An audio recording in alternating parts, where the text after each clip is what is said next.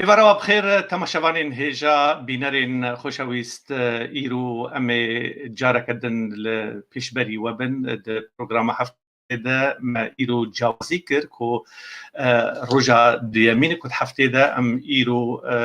دبن يعني برنامج دبريفا دبن كجبركو قالك بويرين دبن الولاتي ما لسر آخر روج آوای کردستانی هروها تشتین قومان دن لوی داره محول کی بک جروش بی و نویسکار و روزنامه‌نگار و چالاکوانی کرد به هفدوره پروگرام که گشته‌ای بیسینور، پروگرام که بیلایان، پروگرام که وکری، پروگرام که کو سینگو برای خو جبر پرسیاری را داده نشاندن به هفدوره امی وی پروگرام هاف وببنسري زي بخير هاتنا وحميا بكم بل إيفا باش قهدر وتماشاوانين هجا ميوانين روشن تي في به خير خوشيه ده سبيكا شورشا سوريا ده قال كرد تارو مار بو وعتابه روجيجي دواري كوشبريه ده قال لك حزري خوي نتوي ونداكرن امجي وك قال كرد امبور طرقت وحزار بارچه مقام دواري جواكي ده وهمجي دواري سياسي ده ده بانيلا ميا إيرودا أمي هول بدن كو بالي رونا هي بكشينن سرهن خالين فشارتي دراغهاندنا كردي ده أو راغهاندنا كو هاتي مياندن والحركتي نافجي ليد راغهاندنا كردي أو خالين فشارتي أو خالين بونا كلو درد أو خالين كو جواكا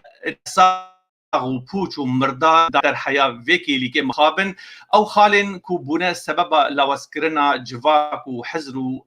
پرنسیبن گرینگ جبوی پیش روجا وی گلی مخست کو ایرو د وی پانیل دا گنگشیه که جدا و جواز امل دار سر روشا کردن روج آوا فکری و لسر روشا کردن روج آوا بگشتهی ام بین زمان و بنرخینن یعنی کرد مدیا سیاست و جواکه لگل تجربه خودی ازمون مدیا جواکی ده لسر آستا روشنبیری آستا جواکی کومک جچالکوان و سیاست مدار و روزنامه‌نگار و نویسکاران ما جوارا هل بجارتن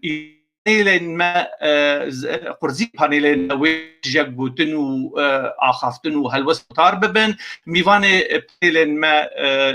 اوینه از آن نافی بدم ناسکرین ما مستوى سیاست مدار محمود برو بمرایه هر وها برز ماموستا و پارێزەر حسین چەلەبی ڕۆژنامەوان و مەدیەکار نورالدین عوسمان بەمەڕایە چالاکوانە سیاسی خانم نەوروز بیجو بەمەڕایە نویسکار و رەخنەگەر قاد و شیرین ئەزی هەمیا داوەتی سەر ئەکرانە ڕەوشەن تیوی بکەم و بەخێر هاتناوان یەک و یەک بکەم مامۆستا محمود خانم نەوروز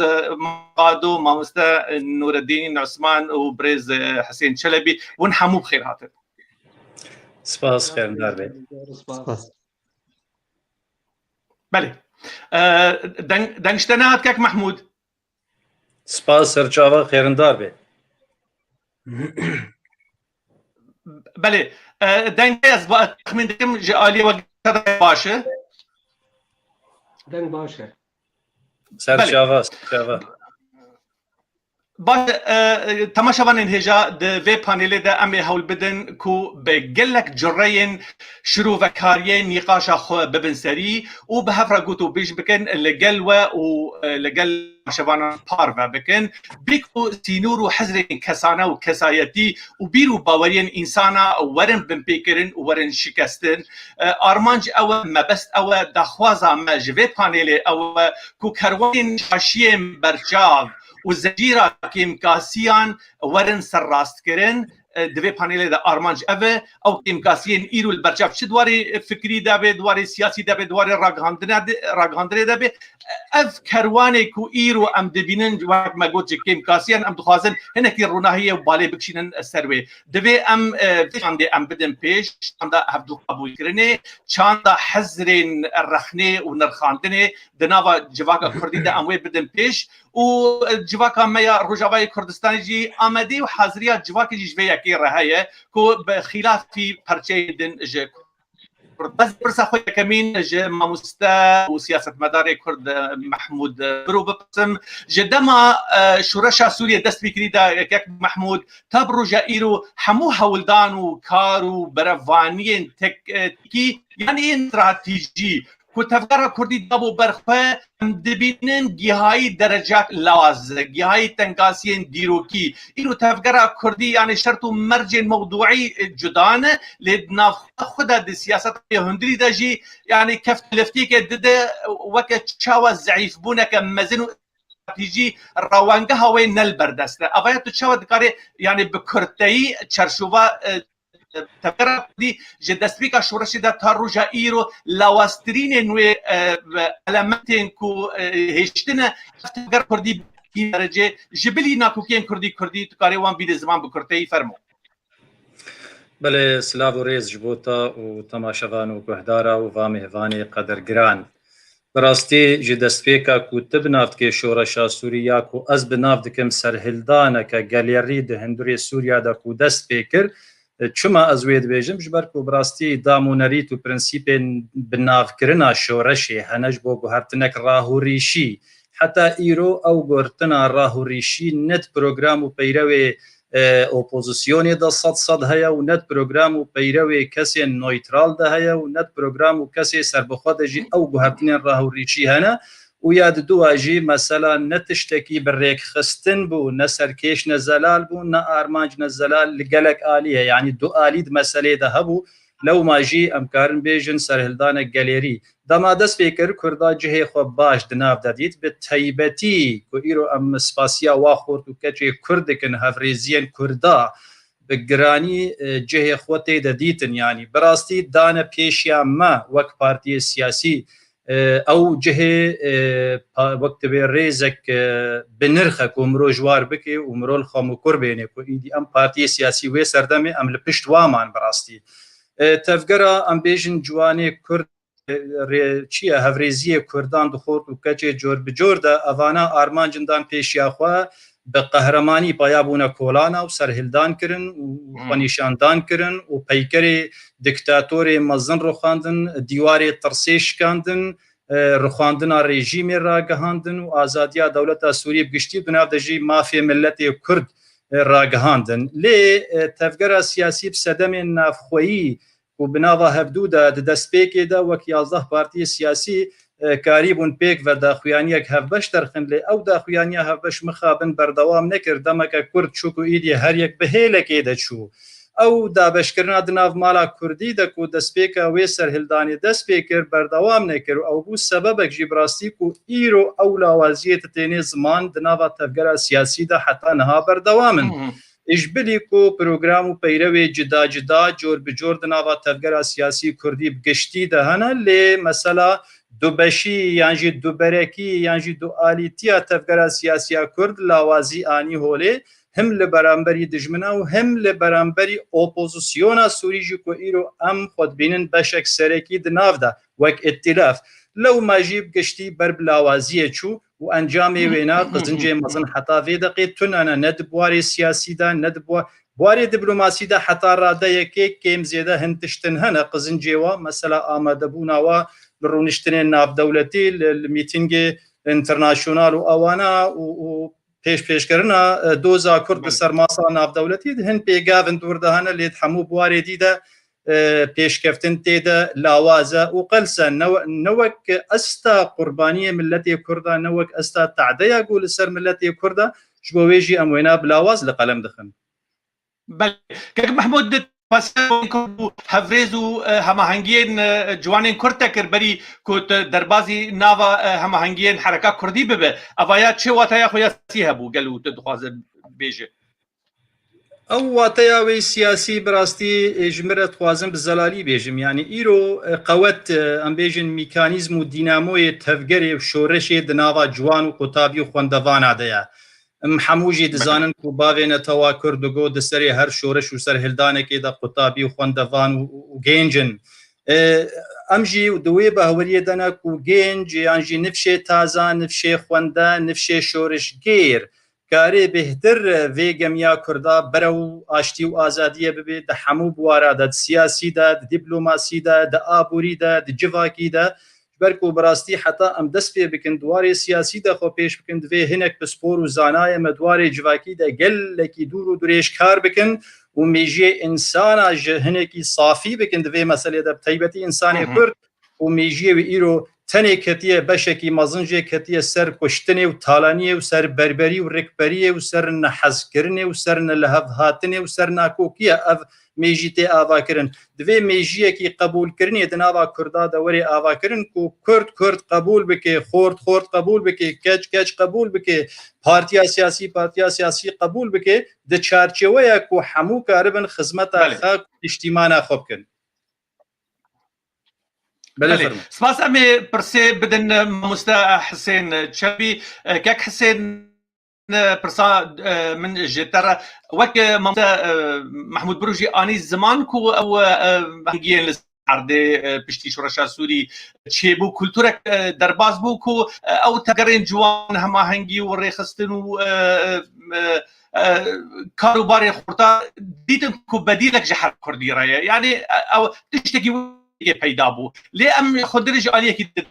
آليه دم فقالوا كما اوقاس الترناتيف وانيسياتيف جواكي وروشنبيري والسياسي ينجر بجر للسرانسري السوري هروا بتايبتي الهرمين كردان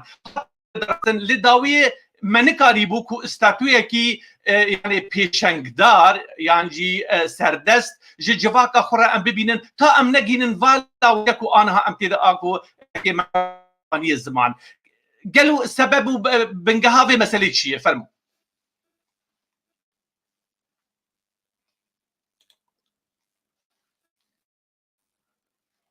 ميكروفون كاك ميكروفون تقرتيه كاك حسين إبارة خير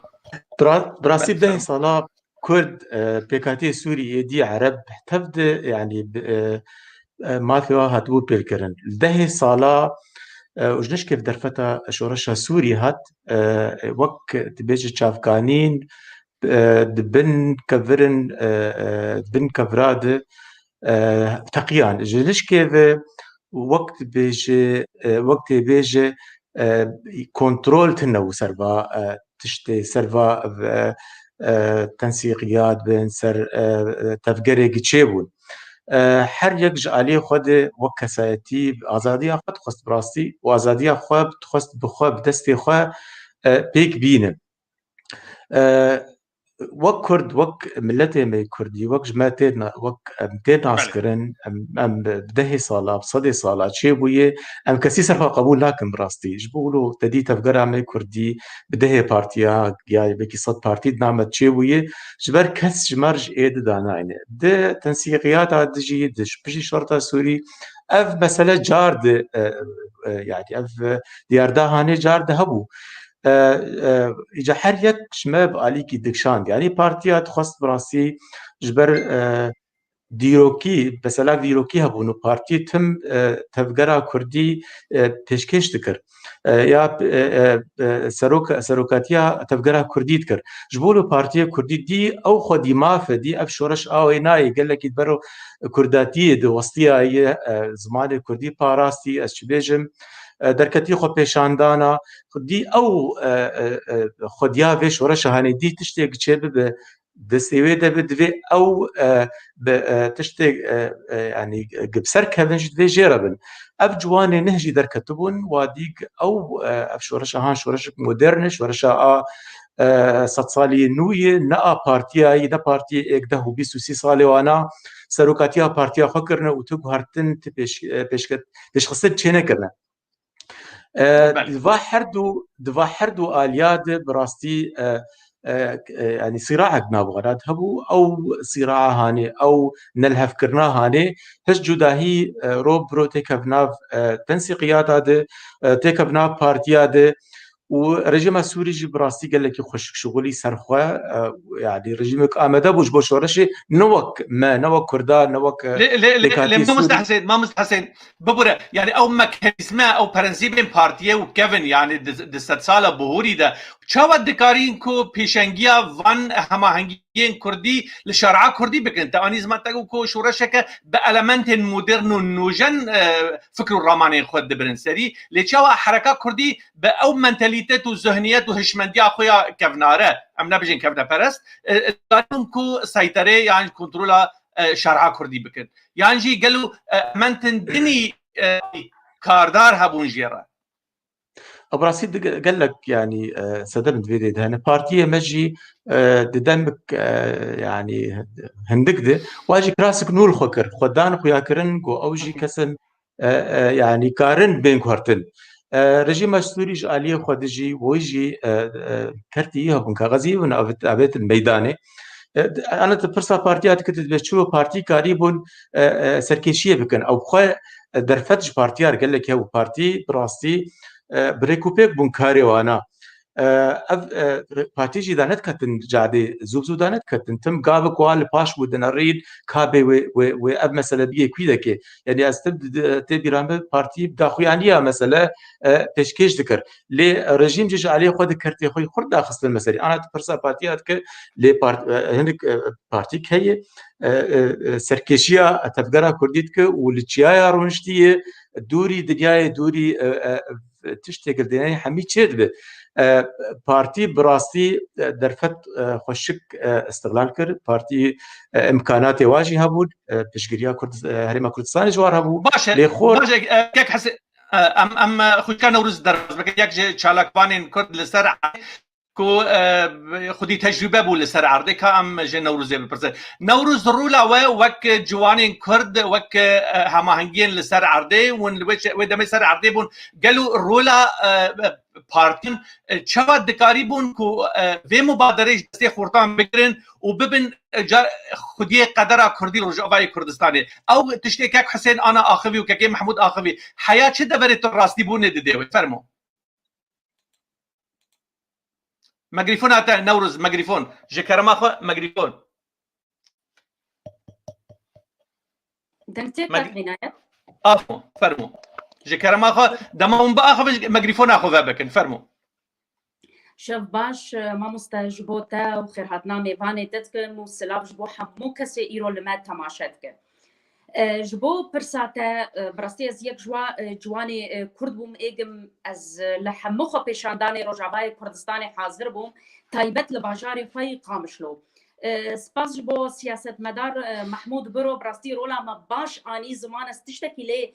زيدنا كم لي از متفق بكاك حسين جير قالك تشتانين زمان براستي ماشي دي وقت تشتكي نوية هات يعني للسوري قومية ما دخست وقت جوانا امشي رولك بليزن لنا انه ام بارتيا بوشينين يا ام جي وابقرن ما دخست ام بيشن ياوي بكن تفقرا سياسي بشتامه بقرن لمخابن زوب براستي تفقرا كردي دا نكت كولانا وكك حسين قوت يعني بتشكي يقولوا حزر بو زو دانت كت كولانا فيداويه اس بيجن بلكي كسل سوري نما حتى ديوانا داكتون وخصتن نرينا خو بين زمان وخدي هالوست بن دسبيك يدو واجي بيانات ما بيانات داد خصتن لي وقت جوانا اس بيجن ما قالك رولك ديروكي براستي ماليست ما تخصت ام تاني خدمتها دوزا خو وارمان جامع تاني دوزا ما كردو ويعني بشي كردي بون لروجافاي كردستاني بتايبتي ووقت سوري بقشتي ما مستعينايات بله باش از پرساته آنها رادستی روزنامه‌وان نورالدین عثمان بکم جبرکو وک روزنامه‌گری و کار روزنامه‌گری براستی دما شورش سوریه ده و دما هماهنگی کرد لسر عرض گلک دواری راگاندن دجی خود دن پیش از وی پرسی بکم که نورالدین هیز و هبونا راگاندن وک پیدیا نانو دانو آو دناوا ملتان ده لگوری لیکولین و پیوان تینکرن و هاتنه گوتن حیا وکیلی که واتنا پشت راست کردن لسر راگاندنا کردی به تایبت و رولاوی لسر جواکا کردی دواری سیاسی و جواکی ده دبیجن کو دناوا وان 10 سال داویه ده کو راگاندنا کردی نکاری بو یک رزیا گلی کرد بپارزه وک انا که حسین و مامستا بروجی آنی زمان او ناکوکی داتم پیدا کردن دوی آسته ده ایش و آزار گلی کرد راگاندنا کردی نکاری بو ایش آوان ببه هفپار و ببه هفال و بده پیش جخورا به قوت و ثروت و کبال و سرمیانەکە مەزج بوو پێ جوواکێ پێشتە بدە و لەسەر بەیەکێ وەک کەسێکی ڕۆژنامەگەر دەوندرێ ڕۆژنامەگەریەدا gelek do dirê kanal û rojnamegeriya Kurdî ve kar kiriye rola ragihandina Kurdî heyat çi astê bi rastî serdest bû dikarî bû giya van bûye ram bike fermû destxweş gelek spasiya te dikim spasiya hevalê xwe mêvan dikim spasiya temaşevanan jî dikim bi Kurdî yani karim bêjin ragihandina Kurdî tune bû taybet ji Kurdistana Sûriyê belkî niha li parçê din ragihandin ji wan heyî hinekî xizmeta bêjin doza Kurdî li wan parça dike yan doza û armancên wan partiya dike xwediyê wan dezgehê ragihandinê lê Kurdistana Sûrî heya niha ti dezgehek bêjin kanalek asmanî yan tiştekî wisa bihêz hebe ji bo Kurdistana Sûrî bixebite û xeteke xizmeta projeyên netewî Kurdistana Sûrî de heya niha tineyî bê guman û bê şek ji ber wê yekê eca evê hebûn hinek dezgehên Herêma Kurdistanê hebûn ege mekarî û tê de nêzîkî wan guhertinên li ser zemînê çê dibûn di xwepêşandana de di çalakiya de di van 10 salê çûyî de destpêker du kanal hebûn gelê Kurdistan û KNN her du jî Silêmaniyê bûn çalakî tê dihat kirin yani xor dihatin nav destpêker ez bi xwe beşdar dibûm di programên kanala KNN de meşrovet kir piştre ez bûm karmendê wê îca me baş hinekî ser terkîz kir lê piştî ki meseleyên siyasî û berjewendî ket navbera xwediyê van dezgeha de ev kanal her du êge me be nav kir berjewendî wan û ên PYD û PKK ketin yek cihokê de nemakarî bûn di mizdaqiyet nûçê bigînin yani xeber dihatin şewşandin û şewhandin raya giştî a Kurdî a Kurdistana Sûrî çê bibû li ser bilgeha wek tenha bi nav kir xistina rejîmê beşdarî şoreşê de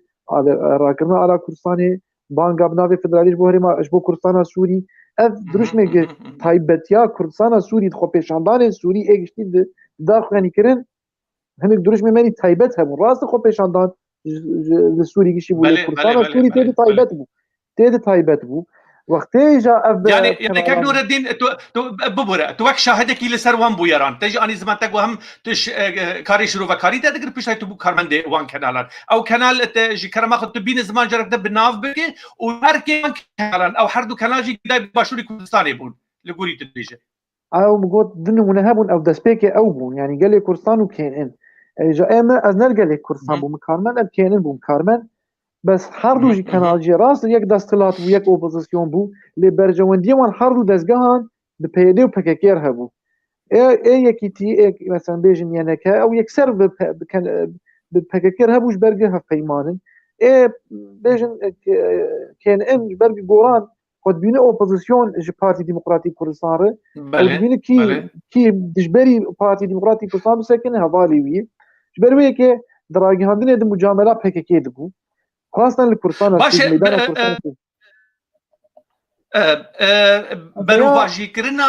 وان درش بروواژیکردنا وان درشمن کو شارع کردی جاده کردی دهات کر وقت فدرالیت وقت مافین کردی وقت حیات داویه تشتي هاتن شارع مگی شدید يعني قالوا ومبي حسيان دس بيجي كو اف توجه اف نرين ان كو كائن انو كانالا دي دانا برخ ومبي حسيان كو ارمانجن سياسي يا نرين سياسي دور دريج بيوي هنا دخازن مصداقي كيم بوقت اول زمان ما مستوانا بلكي ندجي ما في كردانه وقت سياسه اخوه حرب حزب بارتي از نابيج بس دراجي هاندني دي خدمتا بروجي PYD دكن نه خدمتي بروجي اجتماعي لكردستان السوري افيات بهم شفدو جدا بكن يعني بيوندي يعني كونتاكت لقال كردستان السوري دبو دريا برا PYD يعني مثلا هدو تشين كردستان السوري بانيا ودريا PYD بانيا نارينا PYD منظور PYD ندريا برجمنديان اجتماعي لكردستان السوري مثلا افبو دبرد افكار خدمات عودونا كوكي جابو قال لك وطنك دست شكار كيشان انك الى اخره مجي من يعني زمانك ندريج بو حياه من او كار من ما كاري بردوام بكره بشرا دزجه دبون اجي وچاغي حابه چاغي از خوندوان بو جامعه سليمانيه 2013 مخلص كر هافين بو از تخرج بو بنفس الوقت ده روداو دست كار كر از يكسر بري هند از امتحان ده روداو تليفون بكر بۆ متوازن تەبینە باشە کەنووری ئەمێ پشتە دەربازی تەجروبەتە لەگەڵ سپاس دەکەم ئەمێ پشتە تەجروبەتە لەگەڵ ڕوودا و ڕێگاندنی کوردستانی دی ببن کە ئەم قاد و شیرین رەخنەگر و نویسکار و خودیێ قورزیک و چقێن توژە و قاد و شیرین مامۆستا تا گوتنا ڕۆژەمەڤان نورالدین عوسمان تەبیهیست هەروەها گوتنا کەک حەسێنجی و مامۆستا برۆژی خوشکا نەوروزجی لە گۆری کو هاتیە گوتن بە تایبەتی ئەو شەهادەتنامەی عالیە مامۆستا نورالدین عوسمان دا یعنی خویا حاضری و تبلیبونك بقوة وبهز هاتف وسر شارعا كردي كو بگشتي فورمالي كرنا درشمين كردي داخوازن شارعا كردي برنگ سياسي بين فورمالا كرن و بين جواز كرن و باليه كي ديبا بلچه نرخاندنا تشبيه كره چيه فرمو سپاس گلکی سلاورز بوده جبو همو بینرا جبو همو میوان رزدار دوستن هیجا بتخمینم یعنی ام ببیجن تخمینم 15 آدارا 2011 شورشا گلیری از ببیجم آسوری دست بکر اگر ما دومه گم دیسا بکوین آداره و بسالا daha درباز بکه اگر شورشک دن بشیوه کی دن دست بکه دیسا ام وک کرد ام نه آماده بن جوی شورشا گوی آدارا به دست بکه ام دیسا جیر نه آماده بن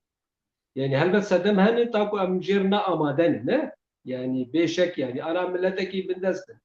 100 سال دسر پیمانا سايكس بي كورچو وام دبجن وسينوري هرم بين بهارتن وام بندستن ام ازاديه حزبكن جسر حزبكن وما قال لك شهيد وشورى شو خرجر كرني لتانها يعني نايب باوركرن براسي سيره چلو ملتكي 5 مليون او قاس قارين هنا او قاس جهاتي او قاس جير تلن چالاکوان و زانا و جیر و نویسکار و روشنبیر و بندست مایی تا آنها و سردما 21 دن يعني انا براسي تجمرو براسي مرو مبخلش قال لك هولنديار وتيج هولنديار بيجي باورنا كني يعني تشكير بيجي باورنا دبيجن اگر هم باش بانا ولاته وجهه بتخمين ابي امكان هاجي شورشك دنرنا امادني چما يعني هل باشه قادو جان كو بله قدران کو ایر يعني تشتي تخويا كرن كو ام كرد روج آوا يعني شوانه ما خوديه ما كسركيشي و پیشنگدار ما دوی واريده يعني كي مزحمت و حركه كرديجي حول نداي كو في مساله بده پیش و شورشي تجربه مزم و تجربه براتي جران و زحمت و لپیش حركه كردي و لپیش شورشگریا و لپیش نویسکار و روشنبیر و چالاکوان جی شورش اثبات کرد گو ام حمیل آوازن ده حمی اصلی خود فکر و رامان و سیاست و چالاکوان و ام حمیل يعني واري لوازمونه ده ام خبات اخذ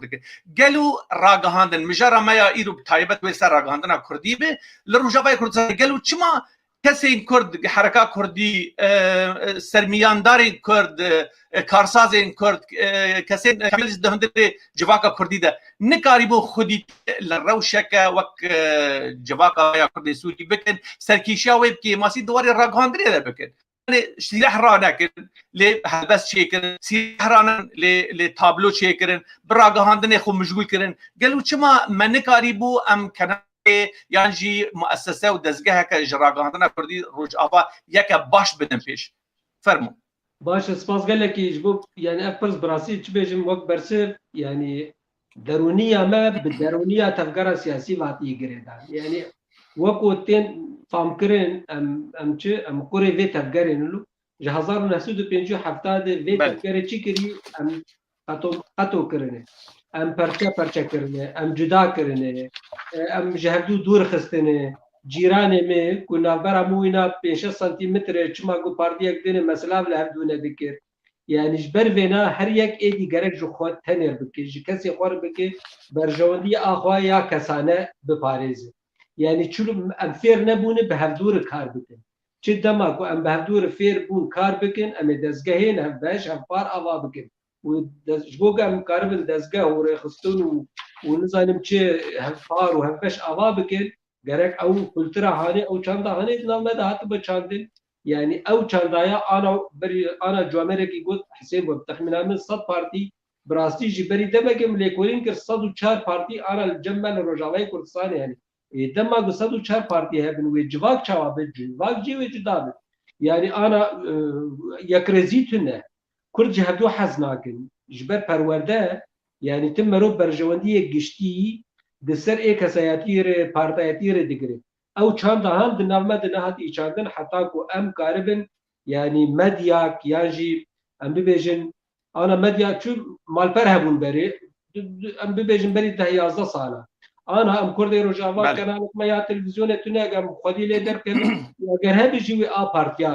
بارتيا بجوي برجوانديا خواري باز اخو بفارزي وقال من روبك وكل سر بخوا وبرجواندي انجشتي دي باريزي يعني هو مش قهبك وقال لك نمونه بلكي انا قام قدام تيكا من مجاري بقشتي يعني مخابل مديان اگر كنالك كردي قشتي هبا جبو كردي روجاواي كردستاني وبرجواندي قشتي ما هتا بارستي لي مخابل كنالك سر بخوا ام ببيجن برجواندي كردايتي كردستاني اي قشتي بباريزي او كنال تنه اگر هبا بتخمينا مو يروشا ما يا نبذي شوي باوي باشتر با باشه كك محمود برو ونوك سياسة مدار وبدهان سالان ولا أوروبا يدجين والجيانا هناكي سردستي وسربستي وديمقراطية دا وندر وشكا وسط الأوروبا وندجين وندبينكو آزادي بونا راقهاندني ورولا راقهاندني دجيانا قلاندا تشاوي تشقاس دكاري حساب ج سیاست مداران بخوازه چاز دکاره حساب ج کسی کیسباز بخوازه دکاره ببسلطه يعني جاده وببر جبو ملت وقل ونوك بكذا سياسة مدار والنابين انكو راغاندنا كردي حياة رجائيرو هذه بالدهان سال راغاندنا كردي كانالين واني ازماني تشيبونه بلكي كانالين كردي بري كانالين قلق دولتا پیدا بونو تشيبون لكن چما كانال بتايبت سياسة كانالين كردي حياة رجائيرو ام دينن نافبرا يعني اديولوجيا نافبرا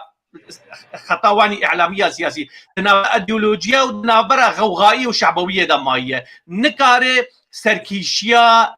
في قالي د بروجين استراتيجي لابك تبجي قالوا تاني يعني داري سياسات امنتي جيشتنا يعني قالوا تشتن دن فشارتي هنا فرمو بله ما مستاذانه مثلا راگهاندنی يعني ج سرپیهاتیا مدوا ولاتی اوروپی دا راگهاندن دستهلاتداری قوی تیبت هیا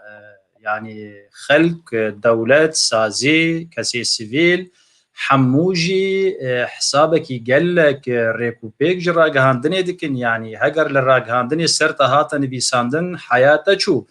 دولتك واملي نرويج ملتي وينا 24 ساعات شابمانيه خوار روجنامه قناه تلفزيون كو دشوبينن دمك وتشتكي بينن بو يرك تشيد بيد هرمي دا الجهكي ان يدي جريك قال لك ما ظندني دا چما جبركوج اليكي دا بهورمندن بوا قناه خواك وبري هر تشتي برجوندا خاك وملت ونشتيمان د باريزي لبليا يكي قال لك الريزيل يدقرن قال لك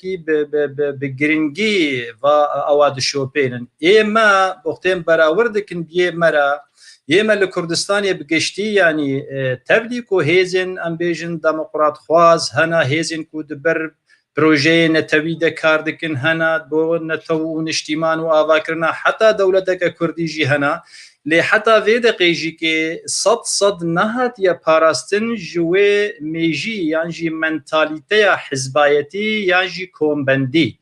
او دناف تفگرا سیاسی گردی بگشتی ده هیا لسرطان سری کردستانی هر دزگه که تلویزیونی که هیا ده پلیا یکی دا رید ده پارتیا خوا سروکی خوا ریبری خوا سکرتیری خوا پشتی وینا رید ده وا کسین که جوا حساب دکه پشتی وی ده دگه کوڕێ بدێ فەقیر و هەژاری کورداگ و بڕاستی ئاردوێ شۆڕەشا کوردی و کوردستانینە هەلگرێ یانژی ئاژۆتوانێ وێ گەمیا چارەنووسا ملەتێ کوردن ئەف جهێ داخەیە بڕاستی دڤردە زەهنیەت یانژی مەنتالیتەیە ملەتێ مە ئەم نەک و خۆژی زانەتر ببینن یانژی وەها لێ ئەم بڤی ڕەنگی ئەنالیزەیە ئەمەی سیاسی بڤی ڕەنگیە بڤی ڕەنگی دەرباس دەبێ و بڤی ڕەنگی کار دەکێ و آلاوی پیشکتنی کو دینی امبیجن پینگاوا سرکیش خوره نه آلاوین پیشکتنی و هشیاربونا نتوی و راگهاندنا به پاراستنا برجواندا گشتی دناوا گلده دناوا ملت ده پلەیەکە گەلێکی کێمە پلا دووە سیاتێ پشتی پاراستنە ئیدیۆلۆژیا پارتیە یانجی سەرۆکاتیا پارتیە یانجی هەڤالدۆستێ وا دخەتا ئیدیۆلۆژیدا بڕاستی ئەف تشتێکی نەدروستە دوارێ پێشڤەچوونە تەڤگەرە سیاسی کوردیدا ئەم دخوازن و گوهرتن دەوێتە چێ ببن بەرەو باشیە دەمەک ئەم بێ دەبێژن ئەم ناترسن ژڕەخنێ ئەم گوهرتنێن بەرەو باشبوونێ دخوازن و ئەف ترێنەها بکەوێ سەرسکەیە خۆدە و بگهێ قوناغا ستاسیۆنا خۆیان داوی بە ئاشتی بە ئارامی بە قزنج نە بە زەرەرمەندی و ماڵوێرانی و کۆچبەری و تاڵانی باشه که حسین مامۆستا ابراهیم مامۆستا محمود برو به سیاست آخواری راگاندن وک زانیاری زانستی کودوی واری دگل و امرن بیجن کو روجا ایرو ترمک راستقین جراگاندنا کردی رای دکارن ناولی بکن کو ترمک هي مفهومک هي ناوی خور راگاندنا کردیه و سرکیشیا نویسکاریه و نوچا درشم و رکلاما وی گلید که ام دکارن بیجن کو راگاندنا که کردی راستقین رونشتی و هي کردستانی تليفونك حسين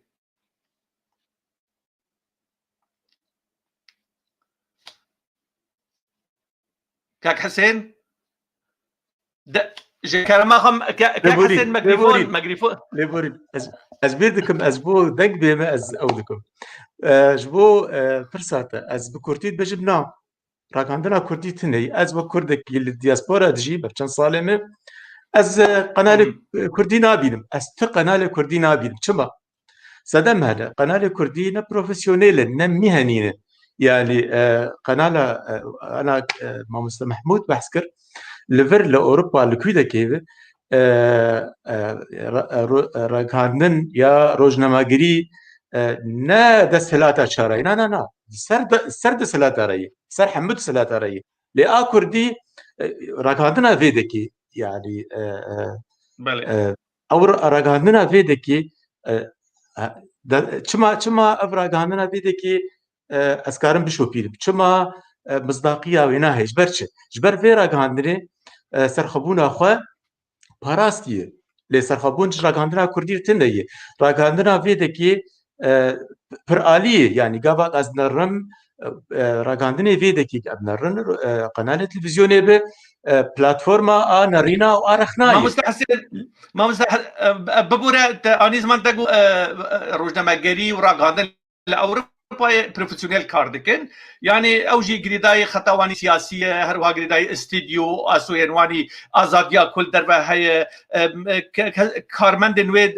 شهادتنامه بلندستاندنه دواري بيجريه ونفيساندن ورابور وبيشكيشيه وهر تشديده اللي ام دبينن وام دبيسن لسر قالك مالبرين فيسبوكاتين نفيساندن كود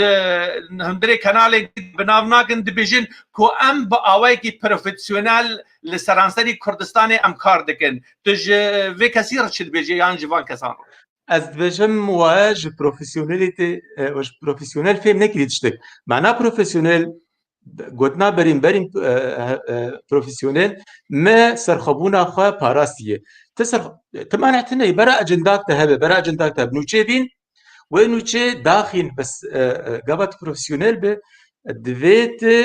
تشتی ناف جواکات ده هندره جواکت و دربه جواکت همه پیشکش بکه بویرک چید به دویت آلیوی بویری همی پیش تماشاوانی خو بکه و تش تماشاوانی خور بهله او بب حکم او و نوچه برنگی که خوازه قبول بکه لی گابا گیت یک عالی به گابا ته گریدانی برجواندی خوبه و انا تشکی گله کی خطر چه بود دراگاندنا کردی از بیشم نبدیک بیانده دراگاندنش بر انا تشتکی کسایتی چه بویه بدم از اشتر درخینم يعني بوي برا بوي ركلام بازار بدم از دوچاتر درخینم تندم نيه انا مخابن بوي تشتن كساتي يعني از عرب عليك يرب حكومت كيرب دزاك كاردكم لأنا دما داويم بونن وك انا تفرا خد د تلفزيونك باش ركلامك درخ انا مخابن نوچه بس جولو بوده لي وك مقول راگاندن گابا بروفيسيونيل بد او راگاندن بلاتفورما نرين جدابه بلاتفورما رخنيبه يعني جواك راكهاندن برخني اباد قابا رخنا جمت تنبه قابا بس از درخي نمتشتي جول خطا استيد مشم لغور بريق دجين من لغور جو جمرتي قلت من انا بازارك نعم هي از الهرم كي از دوشينم هاجر از ما انت بوشين دبيت نوتشي خو برنجك درخه دبيت فلان تشتي فلان نافي فلان دزجيه بك انا ترناقه او دزجه او ينافي هاني او دزجه نافكي ويده هي نافكي ناس كارم بيجم بآلي از بيجم بكره غاندنك بآلي سربقه از نافن وك يا كرنتك وتدازي بيجم لا دفي اف دزجه نافي يقولوا بت افيفينا خو بفلان بك بيت فلان كاس درخينه افايات تجاري نا بروفيسيونيل افايات دوري راستقيني كاس تجاري ناشو فينه قدي وقت مشترقوت ازيكم افدامك دريج قناه التلفزيوني ننت ازان تشدواتشد جبر نوتشي واجانا زي سر تويتر بين تشدرت كفل راستين جيغن ديني ونجي شو عندنا باش نوروز جان تجي وقت دمك دريج لباشوري كردستاني تماهر وهال رجاوي كردستاني ودما شورش يعني تيكل دارين تلقى راغا عندنا وقال هف بيفينان ودان وستاندري قالوا اص بمليون ترخان راغا عندنا كردي دبه يعني تشيل آلية اداره ذاتيه تشيل آلية باشوري كردستاني بو قالوا كما راغا عندنا كردي تبي مليون ترخان جبوي في راغا عندنا قالوا كما نكاره راغاهاندنا كسردست بلند زمان تركي وعربي وفارسي بدا بيش وخطابة جيران دردورا خوكه بله نرينا مده ما مستا او ريفابريا ويك هنالي كبريفت برجوانديه وان او لغور سياسة اخو كسايتي مثلا قالك جارات مشن تبي قرب سياسة ويك هنالي هذا وكارمنتي وي وك يعني برادر جي آلي زمان جرد أو بخار روجنا مافان بن كسن بروفيشنال كار بكن يعني كاري واي تايبت روجنا مافان بن نبين چیروک و چیبانوک ها بیجن نری نامدو دوی دوا داویده استا راگهاندنا کردی گلکی نظم بویه و داکتیه بویه کسایتی بویه رکلاما کسایتی بهتر دخوازن مثلا روی کس ناسبی بکن روی ایتارن قاشو خود کن کردی مثلا سبی بکن از زوی يعني استقلاليته ونما راگهاندنا کردی ده براستی دوی دما داوی تایبت ازنابين يعني ده سبيكا شورش ده مثلا از وقت جوانك كرد بوم وقت جالك جوانك كرد بوم براستيت يعني باش بشتام دهات قرتن لي ام جبير نكم برجوندين دولتين داغر كرين كردستاني وحمونه تجاه السياسه وتكليه وبهبر هانيكاك عنايت وهر تجي بيك وهرتن باش نوروز انت اني زمان تقول برجواندين كساند مسألة دهنه وبريك مزن ترخان دبن بمليون دولار ترخاني في مسألة دبن قالوا تلقائي هنك نمونة بين الزمان يعني اللي بردستي وقت بيكو ام شخصا بناف بكن لوقت سازي وريخستن جبركو خطك إعلامية لبيوي تلفزيونية هي بله ما مستعب از بخو قایم پروبلم بخو وکسایتی براستیل با متناس کارم بناب بیجم لی هما زی بیجم کانال کردی بی مازنا بیجم و بینار تحمل ناس بکن يعني نقلتي جم كردار درد شبيحك وشبيحك بشار الاسد وهل بجيره هل بجارتنين سوري مثلا تبارك لامك مزين دور ودريج تجير تشيكي يعني ازدوي باوريه دمك او شبيحه بشار الاسد تكليب وارنك وتشتكي ندوا ناخذن ويز يعني صورتي وي شبيحه هان روس بيدر خل سروي كنالا كردي يعني سروي كنالا كردي قلتي وي شبيحه بشار الاسد نايش دبير وينا بين بيشا بشار يعني بيشا كرداس بيدك نتني شبيحه بشار الاسد قلت شبيحه بشار الاسد هن السبيحه تاي باري يمدبين لسر كنال الكردين ما يا ترى قالوا ملتي كرد يعني قنش بنافوات نمان حتى سبيحه تاي باري مشبيح وشبيحات بشار الاسد بين لسر كنال الكردي نرينا مدجا يعني دما داويدش خو اصدق ارزان بويه ويعني برجواندين تايبت هنا واز بخوشي قالك نمونات ضزانه بزان دنا فاد از قهر راغاندري والشخصانه بتشد از نمونات كيجي بينم واز بناجي بك ما مستاب مروان عيده اندامي بارتيان يكيتيه دما خوهاوي 16 سالي لعامودي بيدي رافانت بان انجمن اجتماعی کردی کر بو از بخوا خو پیشاندانه که لدارخم لعمود جبو خوشکا خوی تمن بچوك تعصر قربالك لسر چيبو والله كا امناكن امي بكن وانا باي حوار كردي هي ونظام چه وك انجمانا اجتماعي كردي براستي قلس بو بشتا جامير نگر وبلكي انا لما تماشت كجي كاري تاكيدا قوت نعم بجي لي جامير قوت ون بشتا هم بگرن ون بشتا هم نگرن ازي جبو خشكا خوي بچوك دركبم تليفون بكارمندكي يعني اي ما ازبخون ناف الوقت كن خط اخوار يك جوات كارمندي انا دروداود كاردكي تليفوني ويكرن قو ام بهيفين تبشكرتيا بيش على كي بكي جبوت انه بشتا ما بقري دنجي في مال باتا كرد بقي انه هي دي زاروكي خلكي دقري كاك عناية وي كارمندي وي كانالهان اللي بورين خواست قو بورين ام نكارن فتنة تشيكه برابري وي ام دبينن تم دخوازي وجهه يعني في اطار السياسي انه باش بدي ام دبينن يعني مجارن جرين الناس اللي صار ركلامي واللي صار ناكوتي ايه باش قهبكن جباتا مقرداي ناسكن المعنوي بله باش ام نور الدين ام باش دار بكن نوروز جان بله كاك نور الدين يعني اف تو اغاهين كو انا تجي بمرض بيسه وتجي خدي تجربه د تلفزيون عندها د نفيسا رابور عندها خدي شهاده راغاندني جيروا يعني اركي انت تجربات في مساله قال لك هي قالوا خط التحريري يعني هذول التلفزيون ده كسكي بسبورت في مساله ده في مجال خط التحريري ده هندري اعلام كردستاني ده انا خوش كان نوروز مساله ميناك باشوري كردستاني اني زمان قالوا خط التحريري يعني ممنهج تانديه خط كوي سياسي واعلامي هي كل سر بمشي يعني حركس لغوري كيف اخذك نوشب اليه كده الرابور الاليه كده خط التلفزيون اليه كده ميفان ويل اليه كده يعني وقت ديلانك هفبش شي بويا تشاود كاري تقييم بك اعلام كردي دواري منهجيه الاعلام يعني كردي وخطويه تحريري فرمو بس هذا خوشي الوقت كم قالك سباس شو عين ولوي وصفه دار راسته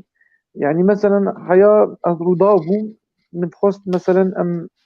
نرينا خلكي معاناة خلكي درخن يعني ام سر رفعندنا زاروكا قاصرة سر تيكدانا ريبازين خواندني سر فانش تاجبر اما يعني باقيهاندن للدنيا قشتكي هاتي ناسكنا السلطة الرابعة دا الصلاة شارعي هاجر امجي دا حمدشتي دا تقريدا خلكي دكن وساتلايت عبدكن ونشرات جوي وورزشي وابوري وانظام ام تجيشي دم خوازم تقليد اوان بكن بس والله السلطه الرابعه ام تقليد هناكن بلا ام فتنه شينكن نظام ما دام نظام بفتنه جوان اربيش بافي قلت كاري تتكف فتنه نت نقلا كار نفتنه بالعكس جاء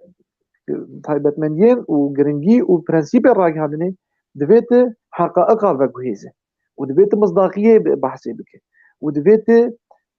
برسن اجتماعي ده برسن كردستاني ده تبرجونديا كردستاني بده بيش نا حزبيتي ونا برجونديا كسيتي يعني ايمه از كاربم مثلا اثر انا كسي محسوب بس رخني قز انا كسي دكم بختي قد شاشتيك كذا افيا واركه وحقه افا كنور الدين يعني وقت دبور اسقاط غازلال بكم نا كرامات فرمو الجافا افيا افين انا كسا ندى صلاه هين انا كسا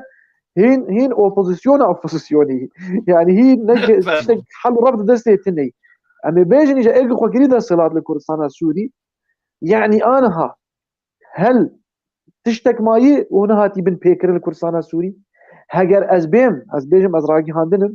ما ندفز مصداقي بحثي بكم واز معنا خلكي درخم واز كشف الحقائق لا افكش كاري راقي هاندني بس والله ازمان ساقشي ناكش بوس فتنيش هناكم شو قلت لك تفتنا شيك قلت لك تشخل كير بيجي تشتكي نابي نبتي بالنافع انه از محايدم تدبن وين نابي بخود تجيد بمرحاس لانه قابت تتعتيمي بك باشا بيكو كاك نور بيكو امنيزيكي يعني سياسة نافخوي يا بلند ببن قالوا يعني حكومتها كردستاني وك استراتيجيا ويا دوندري راغاندري ده قالوا هاي خو جوان مسائل وفان برسغريك وفان ناكوكين وصاد دبي قالوا هب تنب افقير وبريشان وقت منو قادو ومستين دين ام قدكن يعني ام دبيجين قالوا كما راغاندنا كردستاني اولهيا نجتماني دبرچاوارا ناق دما وصادك وانا تجي قال لك مينك اني زمان يعني او حكومتها كردستاني قالوا هاي خوش بمساله هب تنب جرك كسي وقت منو تبا باخذ كاهنكي هيش يريد مساله كيف تشاوت دبينه فرمو والله مخابن أزبيجم أو هريما كردستاني قال لك دوسين وملفين سر إشي الجمعي قال لك هم سر آستي كردستاني بخوا هم سر آستي عراقي وسر آستي جيران هاجي يعني قال لك دوسين إيه قلكي سر إشي جوان جيتكم ما ترسينه لا تاني سر إشي يعني ناكوكي نافخويي الشر هندري بغدادي سر هريما كردستاني بالشر جيران هذا هريما كردستاني براستي برسغريكا قال لك ألوز دمشق بس إجا ام بيجين جرك اوفيس هبن جرك مثلا كسن يعني سرپرشته مثلا ابو نخاندن جرابه نقد هبه تنيه ناس كار بيجب تنيه جبر چما ها متيت كار كريه اگر از حوالی انا کسی بم از اینو چه انا کسی چه ایدن حوالی پیدی بود و حوالی وسر پیدی نو چه چه یک حوالی عالی کی دنه وسر وان يعني برده رساله اتجاه رساله تيون داكرن رايه عام تي تطبيق كرن يعني او اخبار متناقضه دركب وياما اخبار متناقض نفسها دزجه دركتنه وببو مشكله وشان جرى من وان ناف دزجه وار كار كي مجموعه قوتي قالي هبالا مصداقي بري سبق صحفي بين الشعبي بري سبق صحفي قيمتها خبر بالمصداقيه خبر دي سبق صحفي خبرت تبري خلكي شاطه بحسكر اوكي بنا مصداق اشترى بس خبر دروبو هذا الشهر عندنا بنابه درو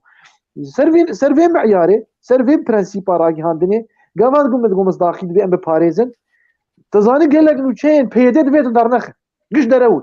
داخلانيه صالح مسلم آل دار خليل وبقر يك جوانا زراك مصداقيه هل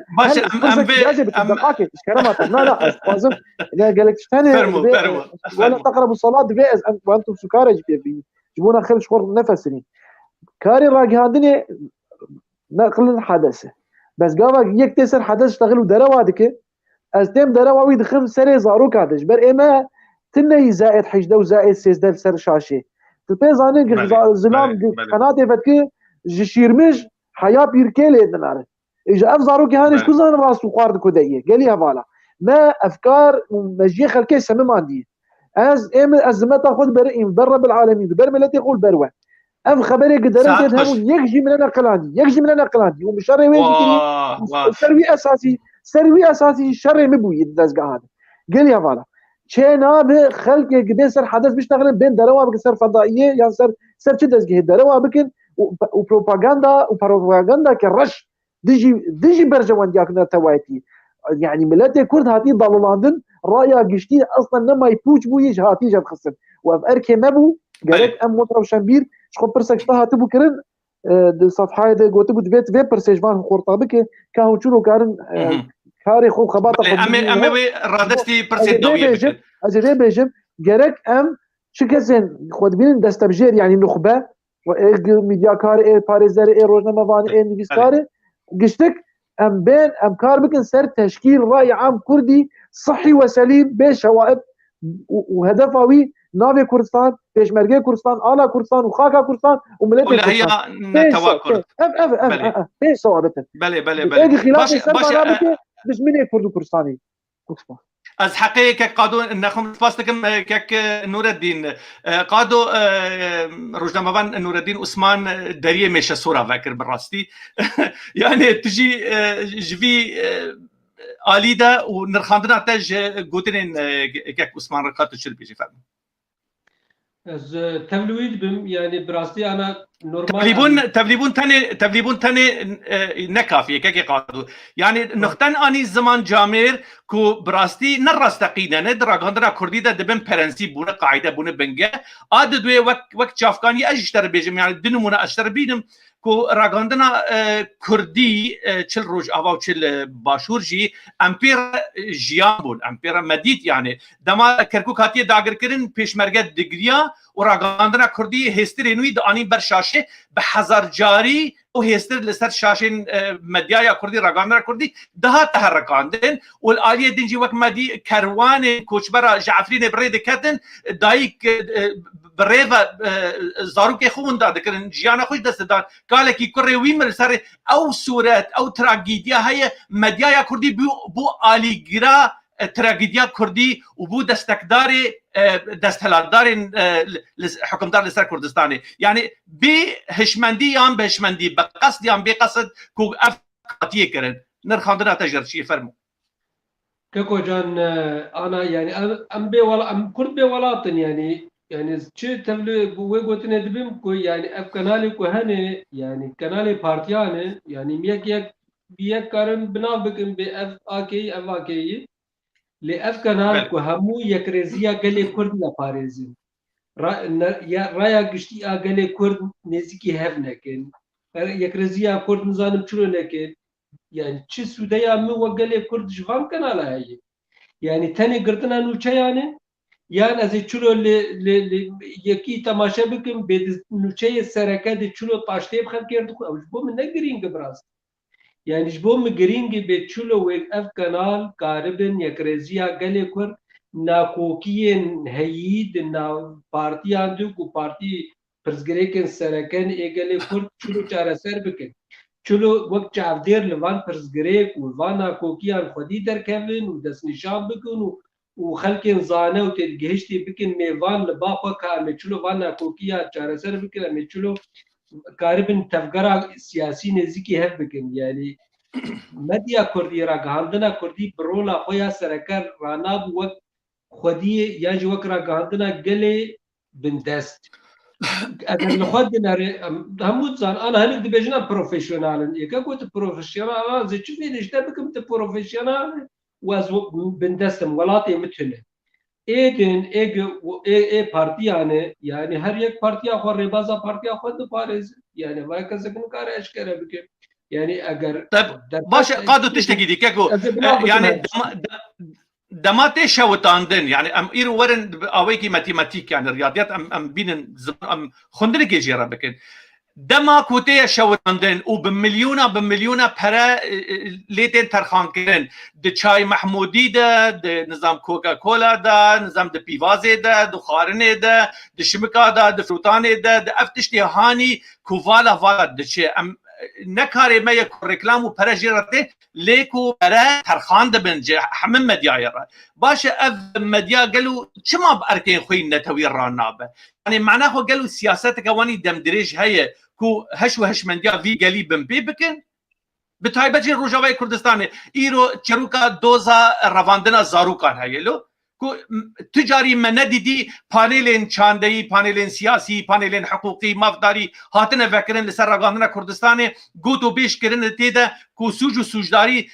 باريزدارين وك حسين چلبي ايرو امام مستقي وك حسين چلبي خودي قالك برهمين حقوقيه قالوا چما وجهي خود راغندرا كردي ده نبيني ويكيمو قاسين مديا كردي حقوقي فانزارو كان ندي در ويبيجي چما افزاروكتين رواندن هر وقت تشتي بن فكر لعفرين يجي ايرو راغندرا ما رولك ددليزه فرمو يعني بريغل سرفان كانالاتين داين اگر مروف بدا هفدو بدا كونغرسمان امريكي اي اوروبي روجنامافان پارلمانتري اوروبي اي جهاني مرو وقت لوبكي چه بكرا جوا بريغل سرفان كانالاتي داين انا كردستان رزگار بو سربقوا يعني زوينا بكري وزلال دي بيج او قاسپرل سرفان كانالاتي داين دي ديسا جي يعني بسوداي براست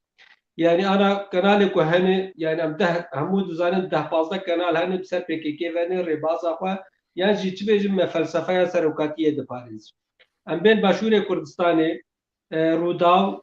کردستان 24 زاگروس وارو كنال دل سر پیداکتین جمارتن بله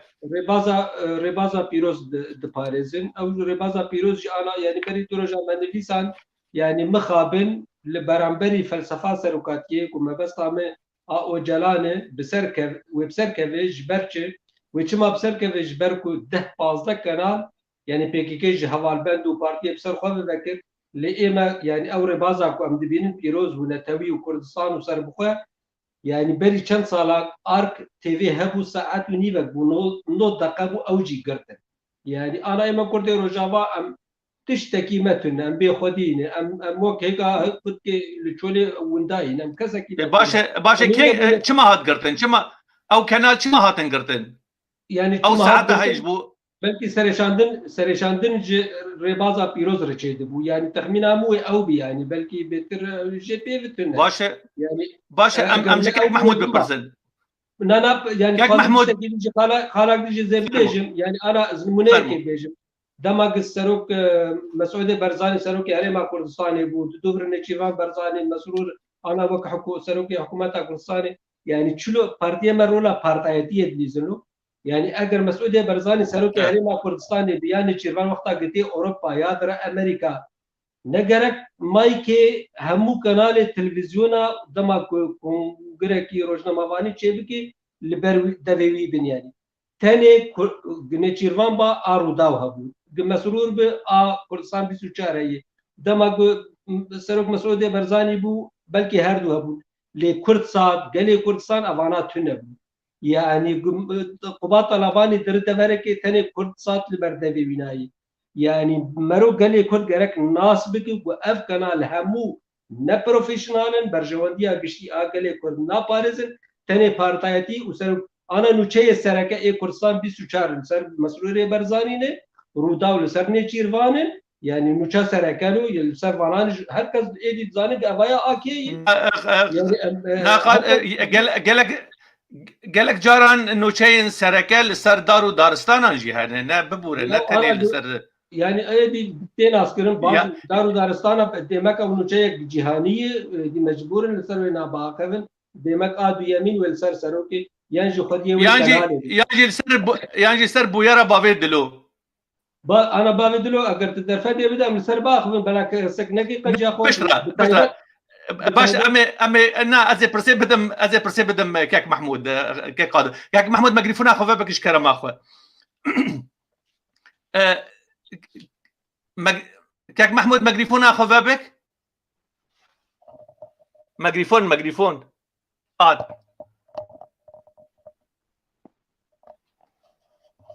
كاك محمود ميكروفون اتقرتيه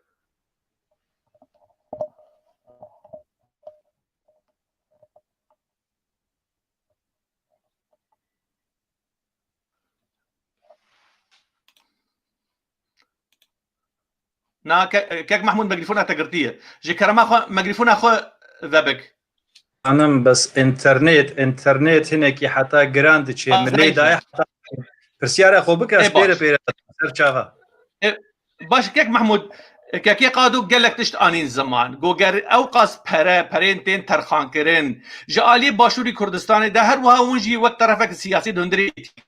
پرين جبو وك انا كسي هاتن ترخان کرن يعني لجوري خندن وتشت وراپور لسر هاتن نویساندن دبيجن وقال لي كرد دو كانال وسي كانالين ازماني برحتي كاري بفكر بانا يعني اف خساري واف بار واف برس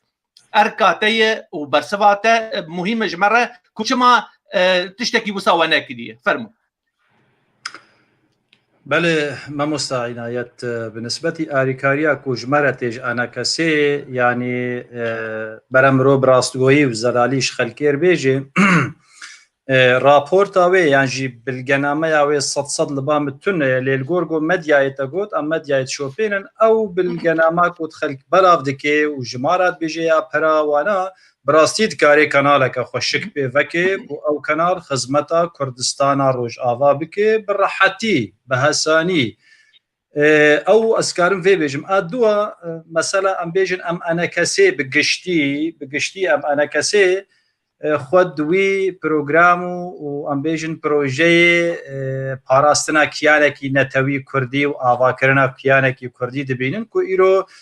پارتا دموکراتا کردستان باشور جی یان جی کو خلق بناف دکید ناف دک ونادا بنمالا بارزانی و بزوتنوا رزگاری خوازا کردستان باشور یا کولگل حکومت ایروینا وینا دخوازی ام خود ویر شارچوی دبینن لګلو حتی کیجا راده ام دام و نريت و نرخين برزانيتي د باريزن افتشتكي قل جرينجا ما مستعينايت يعني يك جوانا دام و نريتن برزانيتي دات پرورية قالوا دات پروري دانوستاندن هاتو گور دنابا ما بارتي سياسي ده هيا حتى دنابا يك بارتي ده عدالت يعني دانو دات پروری دناوا پارتی ده هيا کو کسی پسپورو زانه لجهه پسپورو زانه به يعني جي کسی ام بیژن شروان و آزال جهه لشکری راست به يعني حتى ویگا وی او تشت پیدا نبویا لگلک جها ام خوشک دزانن کو بلندبونا استا نشتمان پروریت برزانیت ده هيا وقدام ونریت کی او جي ده استو ام بیژن یا راستقینه دو کولانا کردی ده او استهانا حتى درجه كي حتى بلاي كي لاوازا ام بيجن اعطاتي جرأت ميراني وكهفي دنافا خلكيدا خلكي تماشا بكن وكهف يعني يكسانيه خنافا محمود او تشت ما مستر محمود او تلاقيه كي پیدا کرنا کانال کی رگاندن کی نونر کی بردف کی انا كسر تشتكي دي جواز بيدفيه ك جبوكو انا كايرو للسراسري الدنيا وم بسياسه مدار الدنيا الردن امريكان وفرنسا والمانيا وهولندا وحتى كسر بتركيا ون يعني ويا سي بلند قالوا شما حياه فيكي لك مال بركه بريك وبيك سرشتيا في وناكن بردف كي سياسي اعلامي جورانين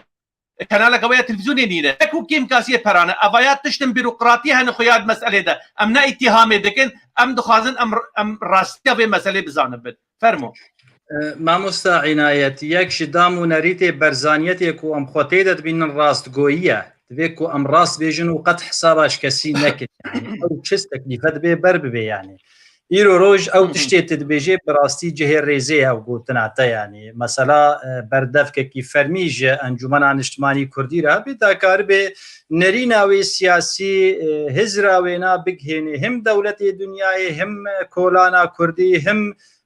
حزونا حزن ملت کرد برنگ کی فرمی بگه حتی ایرو پیدا نبود تمیجی امراگه هندن عدد نویساندن عدد فیسبوک عدد تویتر عدد بیجند وی هبه لی حتی انها نبویا دیاره او کسی کو سرکردایتیا انا کسی دکن یعنی گو هوا گرتیا یعنی حجوه گوتنی ناکن جبرگو اف گوتن براستی گوتنک راستگویی جدام و نریتین برزانیتی هاتی و حموجی خود برزانیتی دبینن بگوتن لیدکار ده دوری و دامونریتان دراستیه ده یعنی اگر نه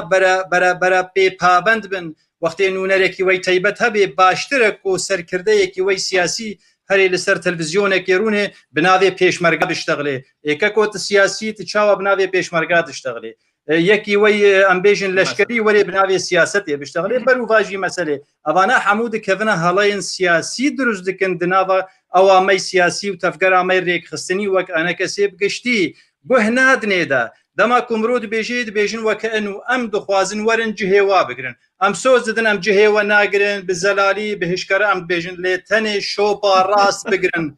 عمري وجهاج صاري بس شوبا راس بگرن جوی ملتی را ونما تكارن خوشك بمشن ونما تكارن خوشك يعني هلوستك سياسي بدن جارنا جي مالويرانيا كردا تشيد بي دنگي كسي جواناي دنگي كي كيم تيم حقي هنكا نخون جامير هنا كرد پرور هنا براستي يعني آزا هنا دبي مسألة دا كيمن براسي كيمن لي وقت چاواد بي دستكي تاني دستي تاني بدنگ جي ناي يعني گرك ورو كاركي تيم كاركي هف باش دناوا سركرداتيا انا كسيد هبي وكاربي دنگي ملتي كردي راستقينا بميراني بآزاي بالزلالي بگهني هم ملتي دنياي هم كولانا كردي وهم دولة هم وقت بيجي حزونا حزي ملتي كرد لأفتش بيدنا بي چما والوا خوشاتيا هر يكي جهه خوگرتيت فكرة وادا وكرسي واي أبدية كرسي أبديش كسير نابي داوي بانگا مجوار أوا إنه هر إنسان خدي عمري ودريش كي عمري ونشكي سيمايا أم خيريج ورد خوازن جو مالباطي ورا لێ ڕۆژێکێژ ڕۆژان نێزیک نەدوور و نێسەری خوددەینن ملەتێ چ سەروە بێژێ ون هەموو چارچەوەیە ئەنە کەسێ دە بەرزانیەتێ دپارێزن بەرزانی دەگوت وەختێ ئەس بمرم مەترسیان مژ ملەتێ من هەگە من تشتێک شۆرشگەری ڕاستەقینە نەکردێ ملەتێ من بۆ سەردەما کەرکووکێ وانا فرۆتنێ بۆێ وەرێ سەرتر با من تفکێ من بۆچی اون ژوێنا ناترسن واتە بەرزانیەت دووری وەیە هون دام و نەریتێ بەرزانیەتی ئێ ڕاستەقینەژی نامەشێنن دادپەروەری مێرانی ئازایی ڕازگۆیی وەک هەوی هشیاری بلندبوونا پلەیان نیشتمان پەروەری ئەوانە هەموو لە باوە لاوازە دبێکۆ اون لەوێنا ببدی داە مرۆکاری بێ بدلێکی ڕەحەت بسنگێک فەرا بێژی بەرزانینە سپاسکەک محمود دەساغ بێ پرسا منێژ مامۆستا حسێن چەلەبی ڕێکاک حسێن وەک تەرم وەک مەفاهیم وەک مەبادئین کو ئیعلاما کوردی دایە بەرخۆ ئەم دبینن یعنی ڕاگەاندنا باشووری کوردستانی بڕاستی بەروواژیکردنا گوتن و تەرمین نەتەوی و ئەولەهیان نەتەوی دەهەنێ ئیرۆ گاوا ئەم لێکولینەکێ لەسەر ڕاگەاندنا باشووری کوردستانی بکەن یعنی نویساندنەکە یان گەڕەنجی ئەرشیفا وێرە لە ڕۆژاوای کوردستانی هەر چەند مەها مەدەدیت کانتۆنێک تێ پەیداکردن ئیماراک تێ پەیداکردن فدرالیەک تێ پەیداکردن کۆنفدرالیەک تێ پەیداکردن ئیدارە شەمال و ئیدارە زاتیە و نظام چوو هەر ڕۆژانە مەهانە تشتن سیاسی لاشەیە سیاسی تێنە پەیداکردن ڕاگەاندنا باشووری کوردستانی لشوونی تەرما ڕۆژاوای کوردستانی دە ڕاگەاندنا خۆدا بینی زمان ڕۆناهی تیوی دگوت کانتۆن وێژی ڕۆژادی دگوت کانتۆنا ئەفرینە کۆبانەی جەزیرە دگۆ فدرالی وێژ ڕۆژادی دگۆ فدرالی کۆنفدرالی دگۆ کۆنفدرالی شەرقی فرات غەربی فرات ئەڤەیە گەلو يعني تبعيتك وزا تضليلك إعلامي مزن شي بويا أفا تشتكي قالوا منهجية لبي خندناتا تشتكي منهجي بويا أن تشتكي تاني جوفندو ديدان راغاندني بون أفتشبون والله كاك هنا تشتد دناف هفدودا تقاربة تشتك منهجيتي هي تشتن كسايتي هي لحردو حردو بهفرة تشتكي خراب براستي جملتي ما تشكيلش كن أنا رولا راغهاندنا كردي جرك يعني تحمد ريدنا كردي تاني تعرف ديريبه جرك بنربك تشد جواكي تشد به نت تشد أستا بلند تشد بيا تشتي يعني أمريك جوارتي وابك بين دوی راغهاندن دوی چه پێشکەشی تەماشەوانی خۆ بکە دوێ کولتور دوێ نرخ دوێ ئەرمانجە جوواکێ پێشکەش بکە لە ئەمڤات شتێهان ڕاگەاندنا کوردی نابن ئەس خوازم پزیشکی تەنێ بێژ بلێ ئەنا گوتنێ مبخۆ کەسێکی لێ دەکێ هەوسەر وا بولتەنێ ئێک ڕۆژاوای کوردستانێرن ڕاستیش بەر ئەز تلڤیزیۆنی قەنالی کوردی بەرێ یعنی منەت چۆپاندن هەمبێ 24 ساعتا لێمە ئەو بولتەنێش بۆ ڕۆژاوای کوردستانیم ئەو متشۆپاندن یعنی رخنێم سەروانانەکە ڕاستی لێ دچن ئانا چاودێری چاافکانیە ڤاقەنالا فەیسبوک مخابن فەیسبوک ئاە جارکەوە کەسێکی نوچەند تایبەتی وا ساڵە ژمر داهاتن کارمەندێکی قەنالێکی ژوا قەنالا ژمر نوچە خواست من نوچە دایە ئەو نوچە وەک مدایە ولۆ داخست واللهی گابە ئەو نوچە داخست من بر خۆیدان دەدا یعنی چاوە قەنالک ناو و دەنگ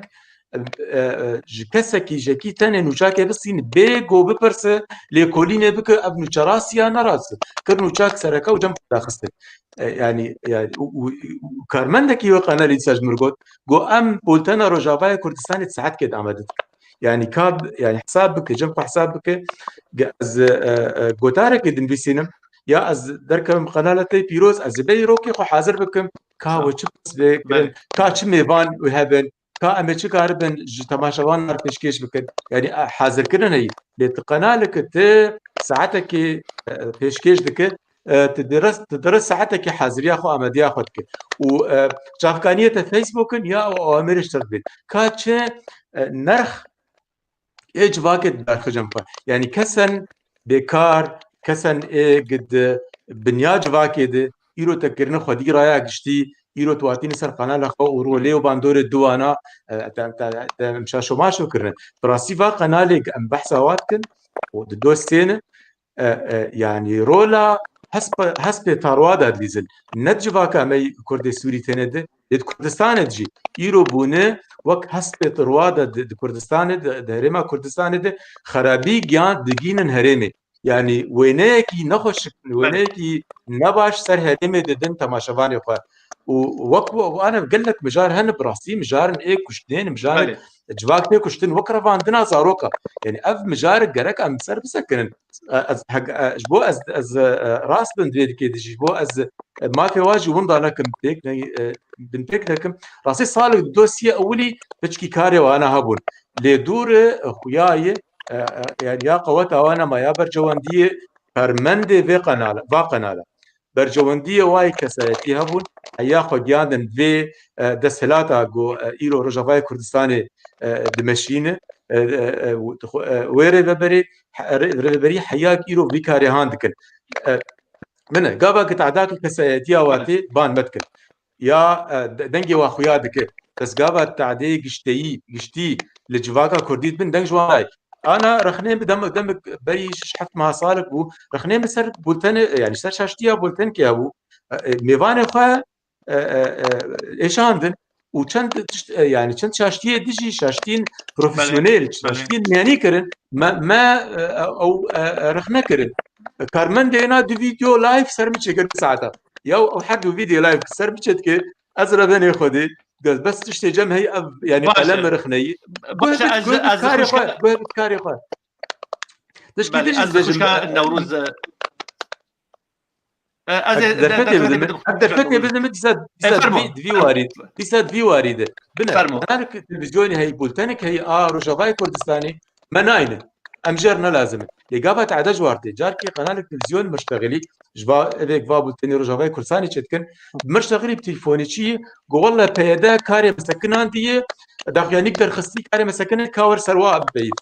بقول بدل خد قلت والله ون بشخص ياخذ بيصيروا نابجم يعني قابك تشتكي موضوعي بتشتكي جبوج فاكي بونبان مناك بكارية تسكيني تو بانت كنا زرا ما خدا علي دوي سرك دراكبم ازنا كسكي نان دوز مساتم از جبوك برجوديتي كساتيزه بكم نا قابك تشكي جبوج فاكي بقابك وقت خلقي وقت قناه بروفيسيونيل تريزا مدقري تريزا ميفاني وحماد قري موضوعته يعني بويرتي هنا اجمل بحث فكر صار شعبان ذاك بن لك بحثها بيت السلات هناك الا قابت عدل كسايتك وقالت تسكني تيخي خزبتها قال لك بس كك حسين نوروز جان وك كوتجي يعني تشاف ديرك في واقعي ده والباشور كردستان وك ما اني زمان تمابو قالوا نابين تجي هندري تعقيب ده هندري كوت اللي كلنا عندك ودبينه قال لك جاران مال برين فيسبوك بينرين خو ددن هجموان بلنتري تلفزيون كردستانينا قال لك مال بر هنا يعني قال لك ناف هنا يعني قال لك قناه الانترنت هنا ام دبينن هجمره ملتان دقينه 5-6 لك وقابت القناه الكردي بنري دحفتيها كي ناقين دسي حزر اف تشتي زمان اوي نرينا مدى او مجارة قتي بيشكرين بالا بينا رادكشين ما مستعينايت يعني يقولك هبالي ميت جالك بان هنا انا دريا وشان تايبت لسرو بلا قوي فيسبوك حمو كزقلك يعني ذيكاري بكارتينه وشان زنديتشت مجاروي بالا خلكي دكشينه وبيقومان دماغ يعني دلائلها ودي كومنتا واثباتات خلكي بين بصورات بفيديو مجاروي مهم يعني ميفانتين لي تماشتكن لي قهدار دكن كرد ام وكردا كاكينات ام دقة يعني ام نوتشي روجافاي كردستاني ام دشوبينن لسار اصلا تلفزيونين كردي لسار كانالان لسار وبلان تشتوي تربه يعني ام دقة جبرجو ام نزيكي وقت ببويرنا وبالا من لسار ولا تمي دقة ام دشوبين لبنرينا مد مجار جلكي جرينج او اسلوب ايج يعني مجار بي بيشكشكرين او بالا تماشافان تيك شاندن ما مست يعني هاري جريند نارينا مدن مجاره هاري جي جرينتر دماغت كومنتات بيش خلكي دي كومنتات خلكي بين فيديوهات خلكي بين طبعا خلكي كتجاره سريكش خلكي بين نارينا مد و حوالي تو دوستي تشيب بين يعني انا اسكارم بوك نمونشتر بيجم او خورتي جكوباني نادوي نبي حسن اجر از نشاشمم يعني فيديوهات يوي وشانوي زيدري بينجي 6000 بينرشي ادنا عندك تكنال الكردي شابين السرهات بلكي دوي دقائق خلق لانه شادنار بلكي ناقي 6000 نارينا مثل مجار جلكي درنجه دي كومنت گلک گرنگه او اسلوب تد اشتغل او اسلوب دکار بجذب خلقی بکن نرینا خلقی بالا خلقی بکشینه گلکی مهمه لآب يعني آب باش وآدي متخص از بيجر تزانك تاكبينات ده همه كنالين كردي سياستك واهية لي كنالين كردي خط صور جرك تجاوزنا كي يجوانا مثلا ام بيجن باراستنا خطا نتوي ام دبينا انا يعني نوروز جان يعني انها ام جروجافي كردستان هنا يعني بالتخمين من وك شخص يعني از جكنالك الدنيا يرى از بتايبتي غافا كردي به اجرا سماح نادم يعني از اريكريني نادم لسر جندي مبيجي شرق فرات وغربي فرات ميناك افايا كل هذه ما فكر زي انا بيناش تربيشم تزاني كك عناية از انا اشتربيشم متخص از چه بيجم متخص از بيجم انه كنال كردي حمو سياستي وهنا وخط صور جرك لبا وها بالتجاوز نكر يعني كنال كردي ام دبين قلكي مظنه وبيناري بنج علي كردستاني تي وشاندن بارتيك او دبيجاز نكردم باندك سبي حتى ايفاري دبيجي يا اخي از نكردم از براتيا قلان عمشا وجاسم وعدان وطوني خوازم او كنال كردي والسر راكادنا خوبيجه وبلاد خسريه كردي خسريه ديمقراط يعني او كراسي كردتي الخناكر نجوي كنالا كرديتي خصن دوي وكسابك كردايتي كاك عنايه تما بس من فين جامد بيجي من كرد وتشتكي قالكي قرنجي قالك جاراتي زمان ودخوازن خوشاهيك بكن يعني يكي روجنا ما عم درد كذا وقال بوري خوان جبينا رارك كرو ما شغلي خلكيش بوري تي تبوري خو تشيكي تبوري خو تشينك سري خلكي بوري تنايش يا اخي ددو وهذا الريبورتاج هو يصير تحجيات شكل يعني بري تماكي ريبورتاج بطول وعرض يصير تحجيات شكل ولا باشاري من تايبات قامشلو وساعات كي وقال هيك للسراج هذا يمكن يا اخي ملتي كنت ما قيم هيك ناس ناكل اللي في درجه قي ام غبينه ما هيك نقوارنا ما ناس ناكل يعني اصلا يعني عنايات العفرينه اللي قندي ما كهربانين او فصائل او تشين هنا مالو ملك مدشوتين اللي شونا هيك بلعب دكن برهنك يصير قندي ما باخذ من قالوا كاكنات از تشتكي قلق جي جرينج بيشم بيست و4 ساعات او كنالا كردي لعفرينه او مرتزقي اردوغان شو مرتزقا كس نكارنا بينا مرتزق كس خفروش وبشكرتيا وانا حركه جيت زاند داغر كريا تركي دك بيست و4 ساعات وعفرينه دخل وبيولا داغر كري لعفرينه هي وبن بيكرن هنا اجي ضزانم تجي تصانو بيناري تجزان او كنال كردستاني تجزان از نورزن از نور الدين باش داربكم خلاصكم وش بون في مشاري بقرا ما قالوا او بن بيكرن للشعب وكان في شعب ايه بن دستات يعني دسلات يا واره شيناده شو ما روش كي امنا بين القلب وبن بيكرنا ايه الشعب ايه بنابه شو ما كري ريبورتاجا لسر تحجيات شكل شو ما كري ريبورتاجا لسر او تهديدات بشمالباتي بيشمرجي ما يخوش درجو شو ما ريبورتاجا لسر وانا تشيناكن شو ما ريبورتاجا لسر او مالباتي جزاروكي واتين دزين يعني نورز از بينم بيراته وتماشاوان المو دوستي مجي انا دمر ددما كده كانالك باشوري كردستان دربازي شامي بو هف بيفين لقل اكترين سوري تشي دكرن يعني دسر هستين فقيرين عرب الشامي دربازي مالباتين اكترين سوري دبو تجاري مجاركي ايش يكير نفيسان مقو قالوا دمات كاميري دكشين الشامي هستی و قاف و جان و لاش و کسی بریندار اصلی کامیرات ناین تو صورت وان ناگره تو دیگه اگر این وان دهندره لیدان و بمبکرین روشیش بازار سوریه را باش از که نوردین بشتر بکم خوشکن نوروز که نوردین گلک ام دبینن کو راگاندنا کردی به تایبت یا باش کردستانی هر وقت رجوع کردستانی جو سایه دگلک راپورین خود صورتین چالاکوانان دگرن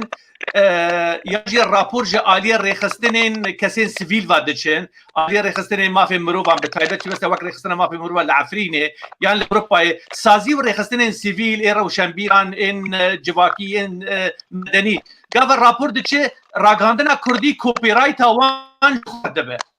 یعنی نابی خدا تینه سر روشن تیوی اوایا بو ملک و موالی من قال وي فقيرينا كشخص راسي ازيت وجزاء وسزايا هاتيه حياك وجهاي وين رابوري او صورات وأمر نویسندیه اویا دکب کیان منهجیت چاوا مروی بکار به وی چانده بگورینه فرمو خدای بری وینا دستخوشیه يعني همو میوانات کم به تایبتی گوتنا محمود رئیس محمود برو قال لك خوش آخری و حوالا من نوروز يعني مقاربه وان من سرير قال لك خوش بون شو سپاسیش بو حواله قادوجي و سپاس بو واسه حسين شلبيجي وش بو تشيدي سام شتي دبي يا اخي بيوان جمعتنا براستي نه بيوان نه برنسيب يعني براستي درايا ام دوامه كده قرينك كده او قرينك انا برشي جبر كسي بيجن كسي تبريز مش مع مفتقدور يعني نفيسكار خوكي روجنامه هل بس فاني خوكي ميديا كار طبعا بيجي خوكي صحافي يعني السيار يعني من حديق مناكب كاري خده مشكلات ما ظنت فرده يعني انا استمين مني شخص كيتينم جارك ناشونال جيوغرافيك منظم يعني دوكومنتاريك ساعتك تشيكريه سر شخصك كسك 6 سال جتماني خو دليكولينا دبريه دراسات شتك ليكولينا بيري عنكبوت له بس دجينجه هيك تشارچوفا جينجه هيك كاتش نيرو مهنه كانجي جنو مردبن كانجي هيك كانجي خلاص افكاري وي افيا سبي غاوا غنا خوشيك جبينا وعيب سببا في بيري تشي بيفدانا ويب افينا وزام كي بيفداي وشي بيفداي وشي درمان يعني افكاري وي جبورو شاشتي كيم و ناكو كي درنك جاجبر اما ام بوي ام بيجن الحابل بالنابل تبلي هبويه ام فرسكريكي هاني دكو ام فرسكريكي هاني خودي خوزيب دي فرسكريكي يعني ابا تبحث ذكر بين كذا هناك يبينو رابورت كجير بينو بكن اخو كوبي رايت بكن ابا خوزيب فرسكريكي ما جيش ابانا رايا جشتيل برنقاش في قالي هبانا يعني ام بيجن مسؤوليتها اجتماعيه امني قومي كردستاني برنقاش في يعني انا قافا قلت كرسانا سوري يعني مجازر فكري چه دبن مجازر يعني جينوسايدك چه بوي هم بري كردستان سوري وملت كردستان سوري قاوا قلت جواكش هفدخه تبروسيا خوندنش هفدخه بمبست هر مالباتك جي لا مثلا بيجن يعني مصطلحات هن دستواجين هن مالباتك برزاني دبي بهكك بزوري كي خدنا وانتيك جبونا جهفدخه وفيل في بعلم فتنه شيك افتنا ما زند برده مديا بحثا فينا ناك راجي عندنا كردي بلكي يعني من اديتي بلكي صالي اولي هنك دزقا داخل وك خافتن هاد قوتن صحتني بحث كر يعني ام براسي ام مساله شوبان يعني خطا الفنان ليس خطا الفن قول سقراط دزقا خوشك دي شغلي بس بيجي هنا كتنه او كسك نكاري وانا هاتن خراكره يعني او فنان قراشتي ريشيل بيجي الفاز لو حيت كم لو خراكني دبي فن البرشاي مرشنا ايمي رايامد قال لك دزقه هنا معاناه كارمندي خودك يعني براستي او كسانات دجمنه ودزقه يعني انا ما مست نور الدين قلت لك اني زمان جبو بل جبو مدري مجارك ددانا شد ما مست اولهيا نتويت اني زمان للرجع باي كردستان براستي سسرتين جرانتينا تشكر وقت اني زمان جينوسايدن روان بيرانه وجواكي پیدا کرد يعني ميناك كشتر بينم كو خلق ما يشبايه بينان وبيدان وبي ابو فقيدي بني كونان دا لافيتين خرادكن درشمي خرادكن كود بيجن كو ام دخازن رزقار كنا يانجي رزقار كنا سكابيا دلي من مالا من نخوش يعني اف قوتنا كتي بيرا انسان جوزيف جوبلز انسان يعني كو دنيا ولا لبيشا جواكي رشتكن فرمو كرم يعني اما شبوه الراست افات قوت راست اجاج تسروي زي دبكن باور بك انها ام ظالم السوشيال ميديا تشدبه هناك دزقه البرجعين ملت رشبونه نسون جي ويدزقه سون جي كارمن دي ويدزقه ايج اصلا تشتي وان راق هادني بهفتني يعني ما ميناك بتوب جي اني افيك دبيجن ام يعني ام محايد نقول ناورو مظن وفضفاض روجاك ضمير تخوستن موقف تخوستن هستن توعيدي تخوستن الامن القومي الكردي تخصن محايد المساله دي هم كرد براني ومش يكن يعني باز قبل كرد هم براني قاتل ومقتول كي نيجا معناها قاتل ومقتول هي ما اجا كرد هم كرد براني حق امريكي تعامل يقولوا بالملتي خرب قاتل ومقتول بيا يا اخي ده مش امريكيين ايه كوش تيجي امريكي وايه هات كوش تيجي امريكي وايه نظام ايه رش وايه نولوي ايه كوش تنقل لي هالبلد ان شاء الله بابنا توا كردي بابنا توا كردي كوش نيدك جا وقت درنخه تنحي هذيك بالعكس تعتيمتك او تعتيمات انحيازش قاتر المصيبات مزنه مجيه كرداجي تي على اساس قلت فضفاض لي امنا محكمه امنا بوليس امنا دادجهن امنا محايدن باش كشف الحقائق ايش كيتي قصدا ما تحقيق الصحفي هيلو تحقيق الصحفي ما خوندي اجد بيجي روجنا مفانم ويبقى زانبه شو اجد روجنا مفان نزان تحقيق الصحفي از وبوليس وك هبدود الشغله از وبوليس از روجنا مفانم از وبوليس ما بهبدود هر سر جريمه او يشخر هذا تحقيق بكو اي زي تحقيق اخوك اي تحقيق الجنائي ام الصحفي والصورة هذا واشخر الادله هذا بلكي اصلا جارنا جاي تحقيق بوليسي وجنائي هر يكي بريء تو متبار بك بس صحفي از فضيحه وترجت بين بيراوه فضيحه وترجت اف صحفي مني انا مع احترامي جوا نافره بس دلبو سيلبي صحافه كز جوانا انا نظام بك بوت فضيحه وترجت شيء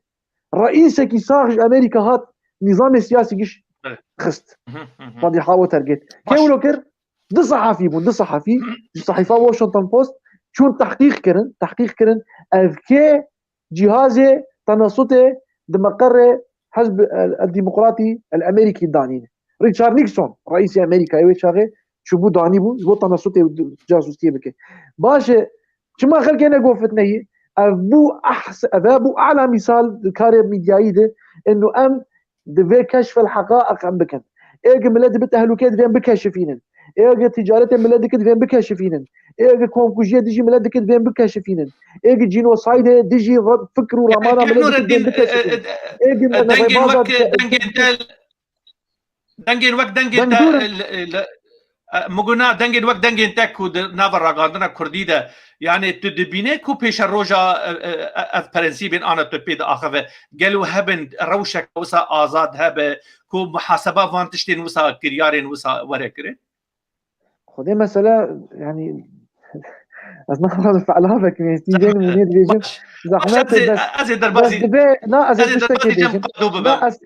از مرجك يجبو به محاسبه دي مرجوي دي افقى لما هاني آزاد ده يعني روشنبير ما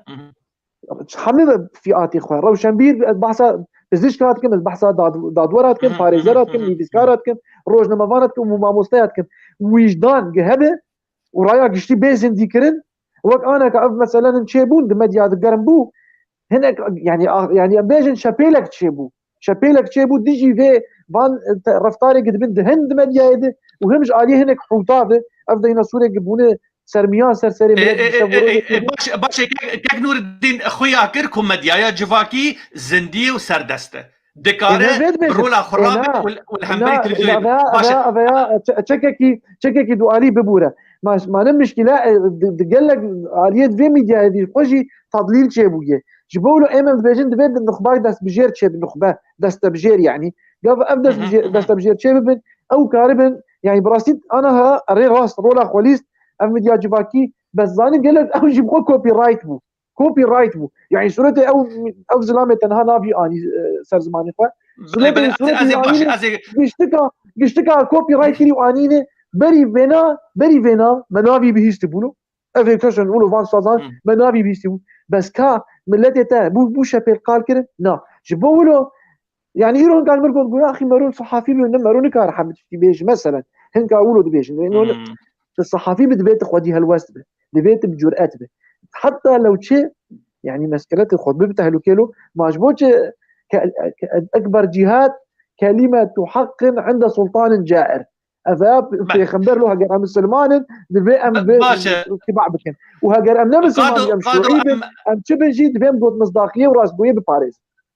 بله كيكي قادو تاجه داركر كيك نور الدين عثمان این براستیجی و هفتیا داویه که دربازی مدیا جواکی بویه او بویه را کل قامش لب تایبت بویه او ناوی حوت درباز دبه ناوی دزو خنز درباز دبه ناوی يعني مدیا جواکی ده هم دبرندیجی يعني سیاست کتیه مسئله اولهی و امن و سیاست و رژیم سوریه و رفیندی و راگاندا به سر پاکه که و باشوری کردستان توام بار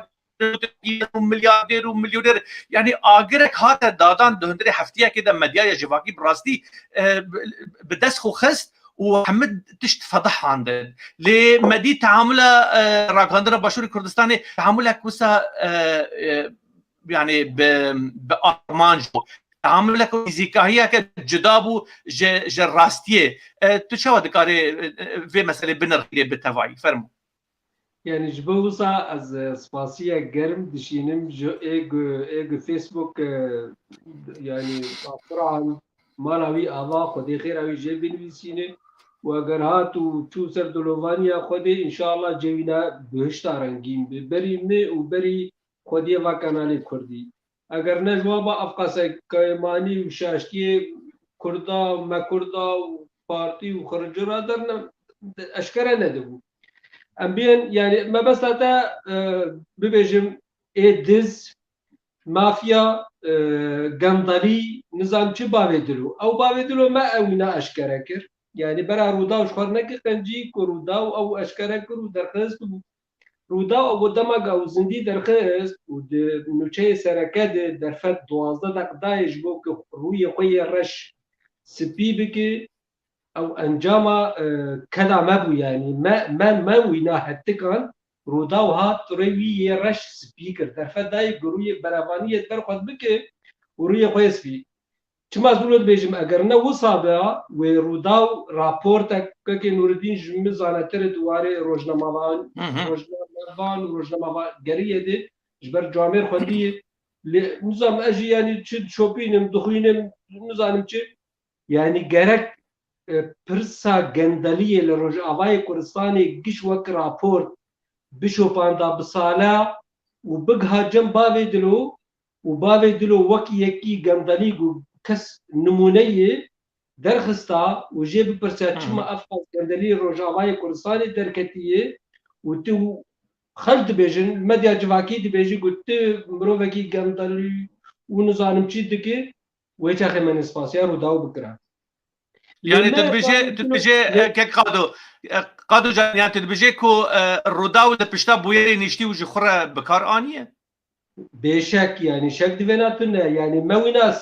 سيرو جا موينا حتى كان موي درخص سماوان دلاي وينا جيبو جل سلطان عثماني لغاكر چمكي در بينا روداو دبجي از جباكور از تركي هاتمه جل عثمانيان لا يخو بوكا وكربو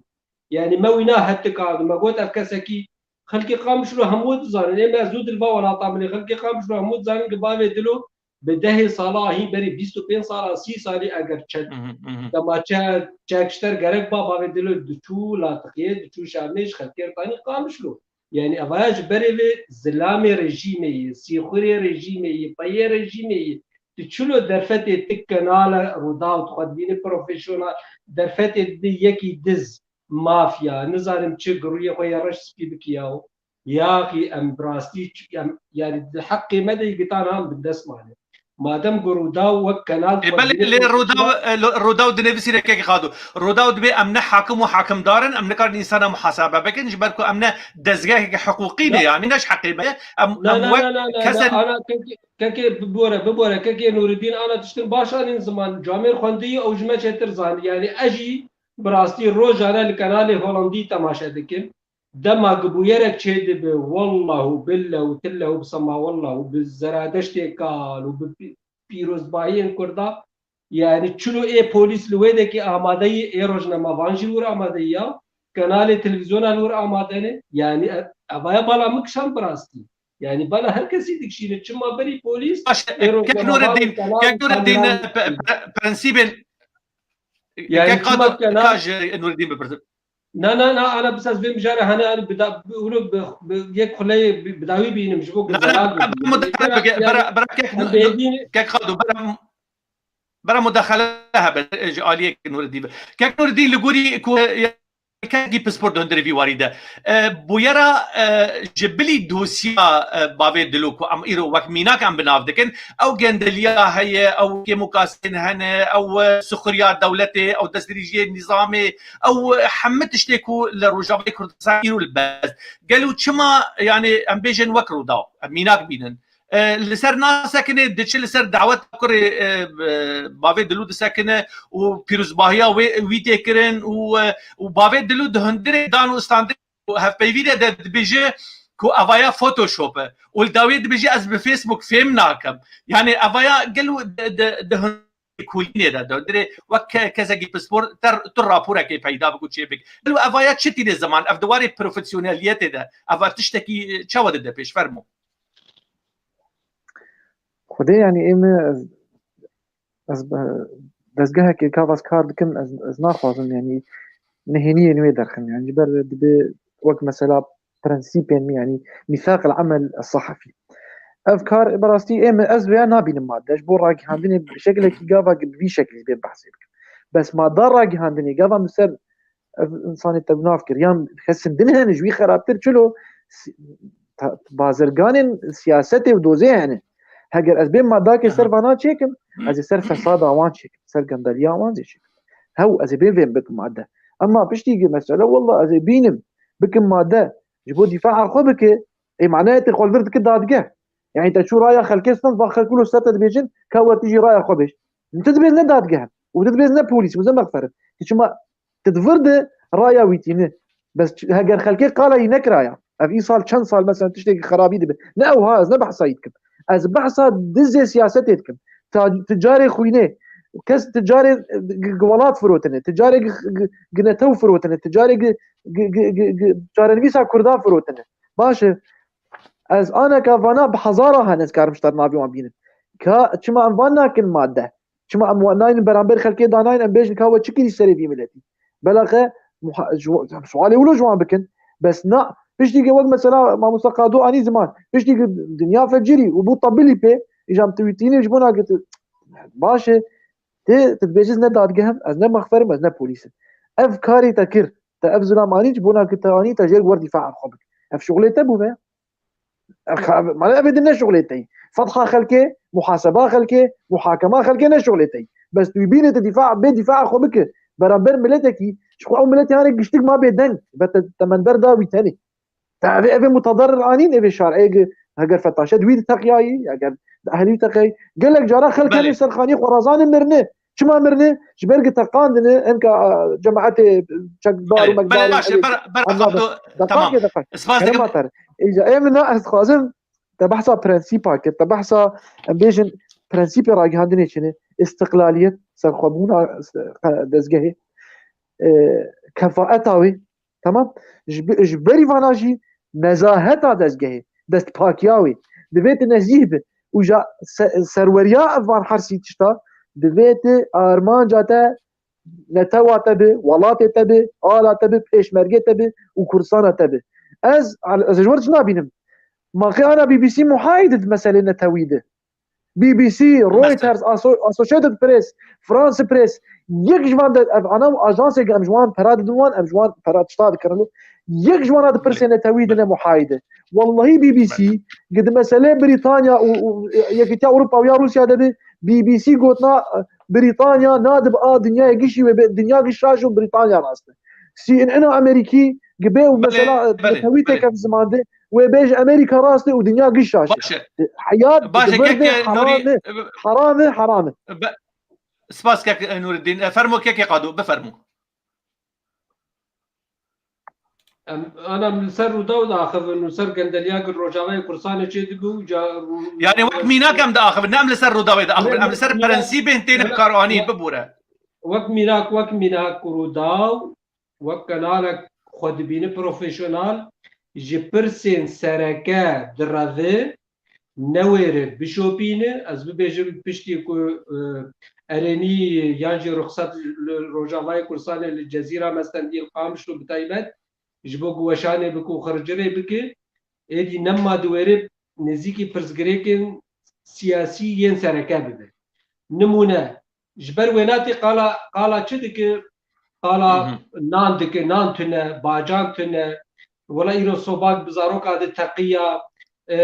طاشتي دردخي يعني إيه نوشاد در المالك نوشين سركة طاشتي بخلكير دخول أو نوشا سركة أم هتكينو أم خالصانن لإيرو بري دروجة يعني إلهام أحمد قد بيجي يعني أم وقت بريفابريا وأنا سير للرجالة كل سنة أم نبريفابريا كردينة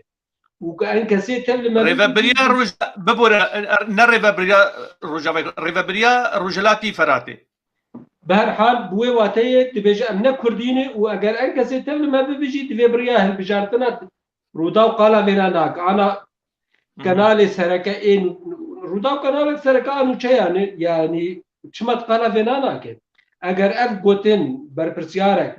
دسلاتي لأمريكا لألمانيا لفرنسا تشتكي وصا بقوتا وين نوچه سرکا جبو روزنامه سرکا با کانال سرکا با چما في قوتني ناشو بينه تتي دخونا با دلو كتيه يعني با دلو يعني نظام از ام از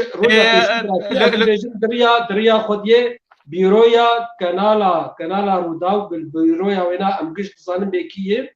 جبري 15 سالا بلكي سيخوري امن الجنائي شنو تيقول نظام او انا خديه ويناي بلكي بريا وينا يعني تليفون تشيبونه يا رودا دريا نظام تشري دكات درفتي بدن باودلو بلكي روي بلكي برسكريك بي مرادن وكيدي يعني براسي دروجا ويناد نوچه زندگی دکانه به چته گوتن و چته کرن لأفتشتانا يعني برسكريك سركه سياسي كتشون ما كر ناجين هفدو كما لا محمد ولوتي كما صالح مسلم ولد بيجي كما الطارق علي ولد بيجي انك سيد بتشواري دي برسكريك سياسي سركه دهلي بشتوهدك الآلية كي داويجي وتي بدو قاشل وماشل وتشتي فالا دكهوي نكاري تاي براستي يعني افتشتي قلت دكي يعني لسوكي وچارده دقا بده مالكي يعني براسي برنامج تايبت دكار قالا باوي باش قادو تجي خيارا بده وكيد نام تن نزار افت برنامج تايبت تين پیشکش کرد بس دنوچه سرکت افتشتانا ناي پیشکش کرد يعني بتخمين باش قادو تا ملاحظه نگری وك كي قادو تجي ملاحظه نگری كي حسين جي اني زمان كو تانسيونا بينرو كسين تماشوان جراغاندنا باشوري كردستان را ياكو دربارا روجا كردستان نوشيان ده جهاي يعني حدكي نزم تجي ملاحظه كيف مساله يا انا يعني براستي انا شو بيجم يعني بروفيشنال انا مخابل افقاس فرا افقاس مصروف لسرفان كانالاتي داين يعني بتخمين عامل سرق برزاني هاي هيج دي خرج جريتنا اگر هاي بنا جهبه بلكي شارك جير بديتا يعني خديه واكن انا مسؤولي برزاني نزانه بكرسان 24 چدكي اوي نشيفان برزاني نزانه بيرودا چدكي چمكي اوي يعني مخابن براسي خوياي ناك هتار ياجي اگر رباز هاته بغاتن جوام جي زانه بنم ريسيرشرين يعني ياجي قال لك خدوا كان على جناس بكي لأز بانك تكلم نوروز وانا اگر بانگا में بيجي بريز مسعودي برزاني برا چاره के جواکنا आला دما گو پیگی ایشی پیشمرگا کرن باشور کردستان پریما ہے کہ مونی لکه کردستان 24 بفرهی بخورتی اب مجار يعني بشوفان يا هذا بشوفان بله نقال سرنا داخلي يعني هي ما نفس جريبو الفرز جريكا مزنا قال كرد ما ناشو بينه لنا وده ولا نسوق قامش له باجان وخيار كيم بينه هيك بزردك كيم بوله يا شرم نكارت يا دي كانالك سياسي كانالك مزنه بروفيشنال برسن سركات شو بي كيف قادو يعني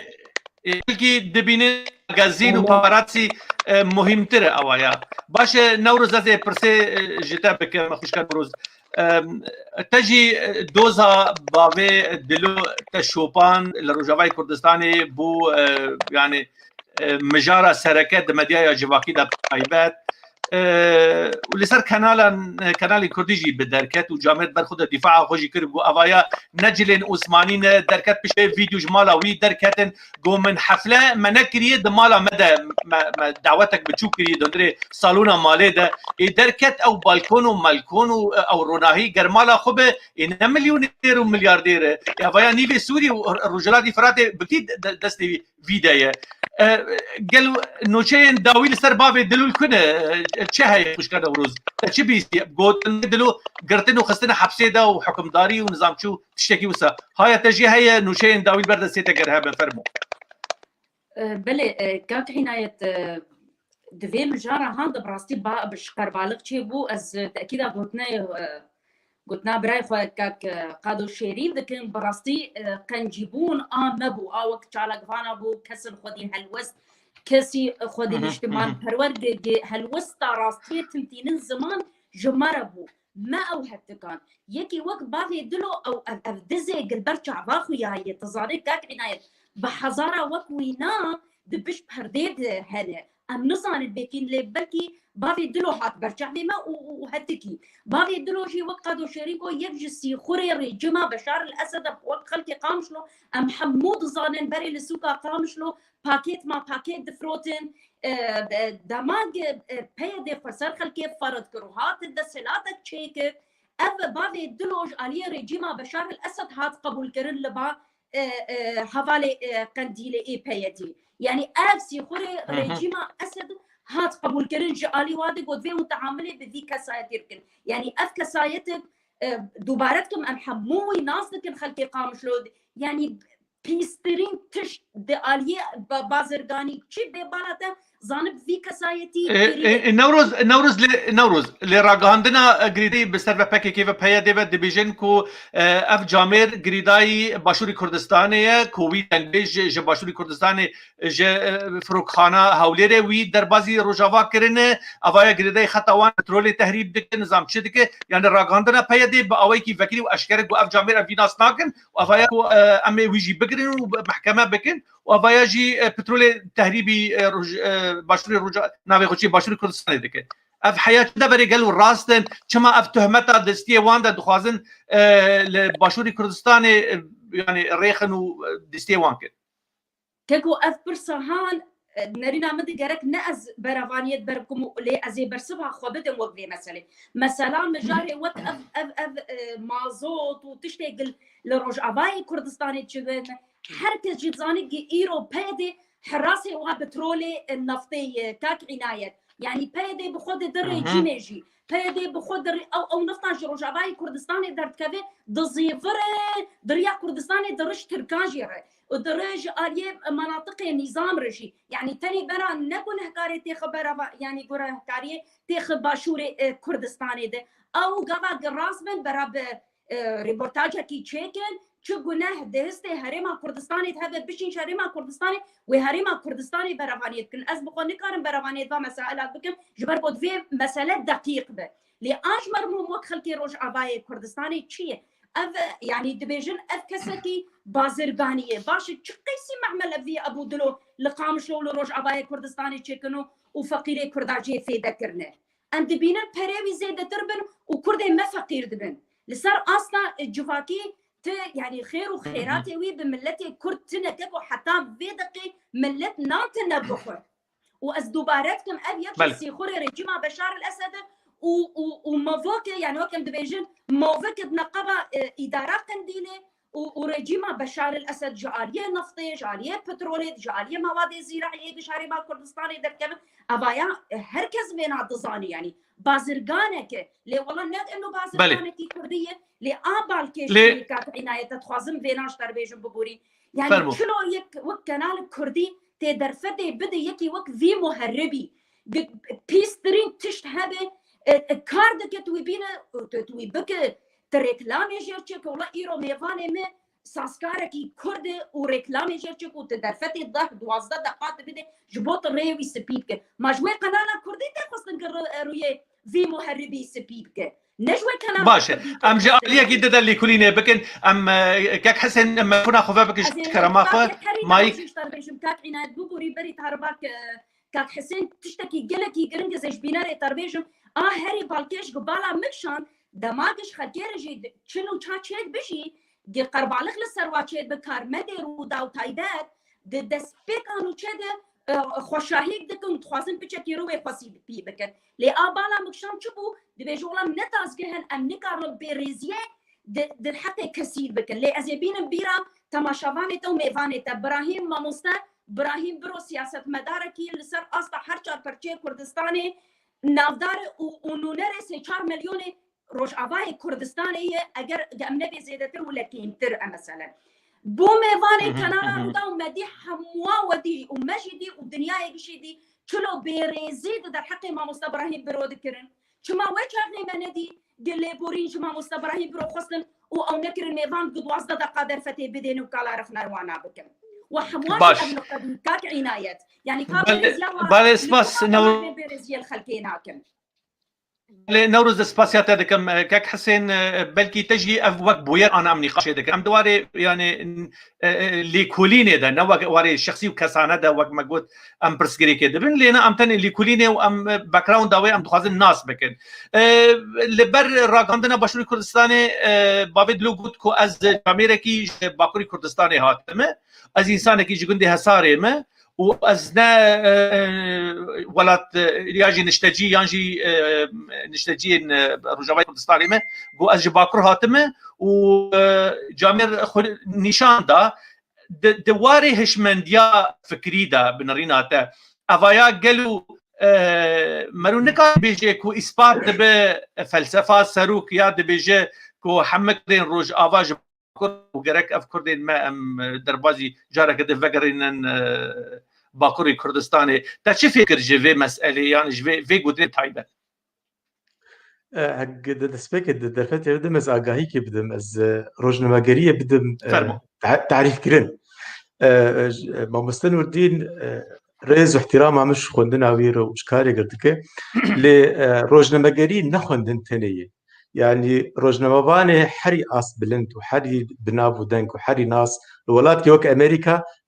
روزنامه‌گری نخوندن يا از بيجم برانيوا باريزر بون قال لك ممثل بون قال ممثلنا راسته از خو بيجي كار مناب خود ناف كار روزنامه‌گری ديتي ومكري از باريزر اصلي خو بخوندنا خو ل از هفگرتنا روزنامه‌بان سوری ده بو بالورد سنترکش بو آزادی روزنامه‌گری چه کدیه کارکی يعني حياة أنا بردوام بالبكرنا ما في روزنامه‌بان السوري روزنامه‌بان السوري تشد بقوري مي مهانها بون سروكي وي سنتريبو ومش خدا مزران دي روزنامه‌گری براستي موهبه يعني حسكرنا وشو باندنا وطبعا شخوت فيت خوندنا تجيابه اف روزنامه‌گری انا وقت بر كسا روزنامه‌گری خوندي صحافي خوندي سوري كرد بس كاري روزنامه‌گری ناكن ما معناته روزنامه‌بان نا روزنامه‌بان كاري يومي وتعريفك تشكي قالكي مهم شيء كسي روزنامه‌بان دفي ناني خو دفي معيشتها خو كاري روزنامه‌بانيه بقره يعني دفي معاشي روزنامه‌بانيه جربه ايام بجن او كسي هان روزنامه‌بان افيك براستي اف مجاره وند تيد اخذ از نت فيسبوك دم بدش فيسبوك بردايف دم قدريش از تويتر دم اللي وروجي نوچك خون نوچك برچاين درباس بو مال برا روداو قال بحثا كسي كتكب و نافينا ابو دلو نزا نافي چتي ناسكرن كسكي كارساز رجل اعمال اليكاريه بهجار دك اليكاريه فقير دك مالاوي خلكير هجار بكريه از هجر از فكري نقول افكسي هان يعني وش مر لازم اريد مبيس مبيسي منابي بيسي والله افكسكي تهريب ذكر بري اتبقي نابرا عراقي وسوري ده هيك ابو دلول برشايم دربا يعني برجو درباس بو دور از بريس قادو شيرين اشتغلي مسا او مشتغلي شبر روجانا بابدورنا مكو قادو شيرين اف مساله ابتوا كسكي كارساز اي ودوجد الي هجارات كو تعريف ويا كسكي ولو سريعات كثير مثلا جساري هاتي بابير مش جساري هاتي يعني بچا غسينور تنبون بابير كي مش جساري هاتي لبابير كي مش جي غرسور بعد دايكام الغرسور شوي اجا او ج قام شو جويده بري غرسور چونه سرخته چونه تركي يعني كردستان يك او برچه چوي او برچبونه چوي او سينور چوي خطا چوي نمعناينا براسي ام حمج ورهاتن وتم حم فقرنا لا چونو هاتن لحرد واليا يعني بنخطي او سرخته وقت مشترقوت وقت نمونه بابير كي مباده باده ج هساري هاتي داكتي برخته وبابير كيمدج قرصور شوي درواس بي سرخته يعني كردستان وشاغير نكار بيجن والله اف تركي اف سوري نا حمم فقرين ابخا اف تشتكي بجارك لكي مثلا حمسر سكي مثلا انه بريز اوجلان دبيج ام في حمم فقرن يعني شمال باكر وام حكومات سوري بهبدور اتفقي له هكسكي قاب اشتغاليا ولود بيجي وكسكي دستلاته في جريداي او دستلاته هاني دبن في سيوانا في شعاراتي هان كاردك افراسي تشتكي يعني بريكو بيكه بس قابا استشكي بجم والله ما في مويده وابناي بشارتن اللي قابا كسكي ولود بجم معناته راس دوي بجاره هان ديت خوازي براسي تشكي بدو خويا كرن لي يعني انا مثلا بجي ما بست نوروزا قلت انه يعني رجيم افزلامي هان وك اسلامك مهرب وك اسلامك قاچاقچی فرض كرسر او بككنانا رجيم حردو كساني يعني بروش وقلباغا خديتي رجيم او كسي هانج جاي وهذا قصد المنطقه تسليمي واكر وكسن جيل وانا دفريد هبون وبنا افجي اساسي وين افكار من دي وين بهفتور كاربك انه في دفريد مشير وبهلن قال لي جاميرا قال لي هبالا جوار قال لي جاميرا بهلن اسوي مترسيا حري مزن جو دفرا مد قصر مهي ولا جمر في دفريد مشينن جكيسي فاكسي عن جكيسي كردا وده خودي بكن وشتي ننسري وانا دردي من اللي بتفي بدنك بمينن وتفي تشتي في ده هي بترول بجنن وقت بري بجيم تقهر تنشينا وبترول ارجيمه ترجمه قلبي جهي يحمد دينا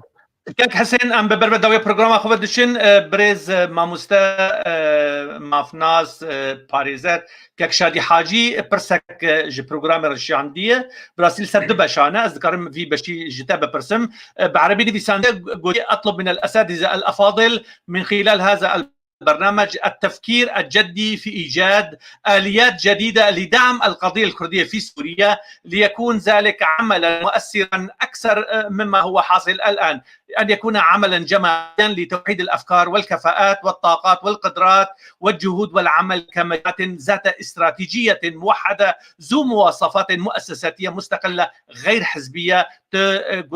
مستشار حاجي برسجتاري وازي برساتي داوي بقرب فرمو سلاف رج ما مستشهدير براسي ما مساكي جاي روج ميريكي اس بلنده كيف عم برجرتي اش فيسبوك دركتم از نما بوستي تشوف بين مخابن ام بخو وكسك يعني تشتيق مديشيني تشتيق براسي قال لك مديشيني يعني سنتر كيما ليكولينتني مركز ابحاث جمتني يعني خونا من او تشتيق استخوازب جارك هولدانك هو براستي جروبك جكرداج روجنامافانا روشنبيره هبو مركز الكردي السويدي للدراسات شكرا ليه مخابن نجيا سريج برتنن يعني انا يرو الدنيا سر فرا اباويه خونا مأوق ام مركزكي ابحاث شكل استخوازم براسي بكم انا چار پرتوکه می ابحاث چه ون سر د برآمد دو هاتن وشاند دو درکتن آسیاجی گرک نزیک درک با چاراجی مباشته مشاندیه مرکز ابحاث قال لي جامعه اجمر لازم ام فيسبوك دنه فيسبوك يرو هات قرتن يعني بازارن تشت تجارتن بازرگاني هات قرتن فيسبوك هات قرتن يعني اصطوينا ما پرتوکه متن پرتوکه نا تشت فيسبوك ده هي راسي كسر فنا بيس چت به هم دره فيسبوك تشت مينوتين بيساند جي خد مين ليه مركز ابحاث مره دمن برتوكا درخين كاج مر بجمر چند كرد يرد ده ساله في بويره چوي سوري ده چند برتوكي مسر بويره هنا انا سبه لفقرك شبه بالفيدا ماهاني ويخل فقر البرتوكا كاش برتوكا هنا زي بجم براسي عربه هنا يعني يعني وانا عرب منطقات داعي خويا كرن دبر هرم ناصماك داني بس ايمت شكتنا برباني نكار برد بكل غيري بوست فيسبوك هاد كرتن خلاص اد دواء اد يمين غيري مركز ابحاث قنالك تلفزيوني سر بخوش مر لازمه قنالك روشنبير دفي امكانيات هريما كردستاني براسي او خدي مال او خدي يمن قرك بشجريا ما بكن قنالك تلفزيوني سميان يعني جمواي قرك بشجريا ما بكن قنالك تلفزيوني سر بخوا بآلي افروشنبير وقت جنابته وقت شنت هفالته هنا جوي كاري هان فهم دكن براسي ام حمك كارم بفدور آلي كاري بكن حرك دبرها قتيت جي فهم دك جي شهرزای کارن محمد خو بله. بگین هفتو ام به قناه تلویزیونی بمشیدن شبر براستی ام تکاریسا کدن اف جامره گوت جنوسايد فکری سر مایت يعني دوري راسيه نكر اف يعني جنوسايدك بالراسر ما تشوف يعني عفرين كاني بتبرتوقا خويا عفرين مدينه الزيتون بين عصارين اشتغلت اولها يد عفريني كرد صديلو تو بينش بتشستيده انا كانت كرد عفريني دمانه يعني جاميرا وتركا اريكاري ببدور كرن قوي تطهير عرقي قوي باش ما مستحسن قالك سباس كواز دست خوشيل هذا كما زي بشا دو يمين جسي ازي رادسي محمود برو بكم اسباتكم تبليبونا تجي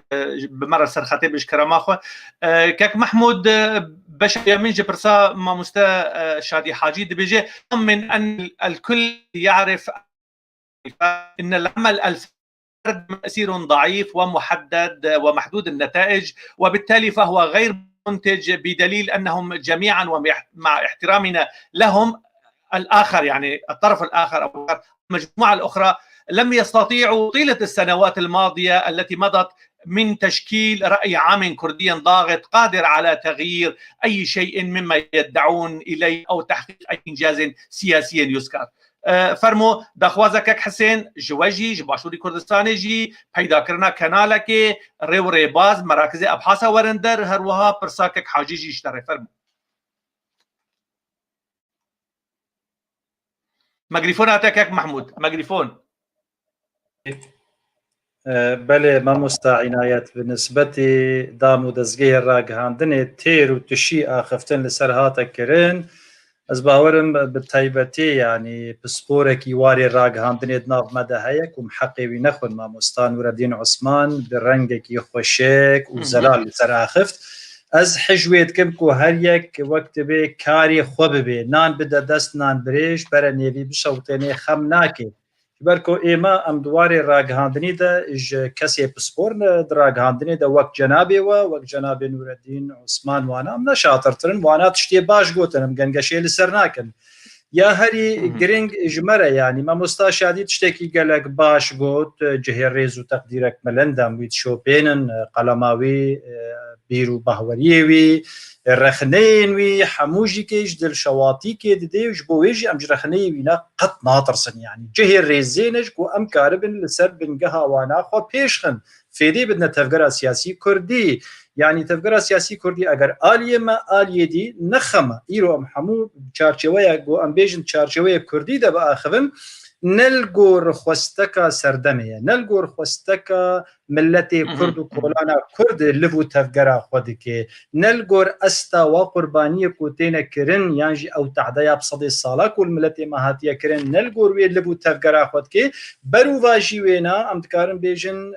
زيدتر دواركي كانالكي طنق ايديولوجي حزبايتي کاروباری خو پیش ودبه ام حزبینه از بخو شخصك جورد بيجم از د پارتیا دموکراتا کردستان سوریه دما بر پرسی انا کسیما الولات نرویج ل او فرهنگ طنقي حزبایتی لباما بيوست نبي افجي خوشبختانه ام جملتي اوروبي فيربون يعني دزانكوي وادا ودشيرتي وخبرتها وانا ما باش قرت وافتش دبي نبي دبي هركس اي برانبري خو ببينه دامو دزگه گاليري اي ملتي بيرو بهوري ناوا کولانا كردي ج ابو ج پاريزر اجنبي سكارا ج روجنامه وانا ج هركس سر بخو دبي كو گهلوا وري گرتن دبي خوشك گهلوا وري گرتن نبيجن والله ون بوزالي ددن سياسه مداري مبتيبت نبي ون بوزالي ددن ياجي ون وادكن خو پایا بردکن پایا بلندکن نه هر گوتن فیدهش تفکر سیاسی کردی لو مال خودی له درکوي یا هری گرینگتر جوینات ویم راستگو بیت سیاست خود نمر برزانی گوتنا راستگویی گلک تکس کریا پاولو کویلو نویسکاری برازیلی جی بلکه نمر برزانی فیر بو به اف گوتن گوتی راستی بیجا و باشتره به فیدهتره کوت خلکی پی رازی که باشتره کوت دروی بیجت هنک دروان پی رازی که واتد ویم رو راستگو بی راستی قبول بکی رخنه قبول بکی علاوه پیش كم محمود او گرینگ عنایت بهدیا و کم کو کسین آنها لما تماشا دکن و گهدار دکن گوترین تجید برچوان را بگرن از گوتنا که قادو بگرم گوتنا داوی هر وها ام جهر میوانه کی گوتنا وانی داوی ام بگرن و ام خاطر خوش جهردو بخوازن پروگرام که زنگی بو گلکی خوش بو دولمند بو مالا واگش آوا براستی که قادو فرمو گوتنا داوی جتر هویت چنه و یعنی به کرتی ام درج دکن فرمو والله يعني براستي جبرق مجارة ما مجارة جرينج بتخمينها ما بانك دكم لكك يانجي رزدار مسعودية برزاني أو بتني وقت كسكي نتوا براز دخازي سرقبونا كردستاني ورافراندوم تشكر هر كس بينا تزاني يعني نقرأكم دريش يعني تبيجم هناكي جوه خديه تبيجم رودا وكردستان تشار بفركينه كو بيتر خديه اللي برسا نتوي در كده ياجي كنالك تشيبه او بتني كار كنالك يجبو همو كردان لسر اصلا كردستان بگشتي وكي كو جهرچا پرچه كردستاني تيت كار بكن روجناماوان جي گلكن پسپور گلكن برسا كردي يعني خديه اللي برسا كردي در كيفن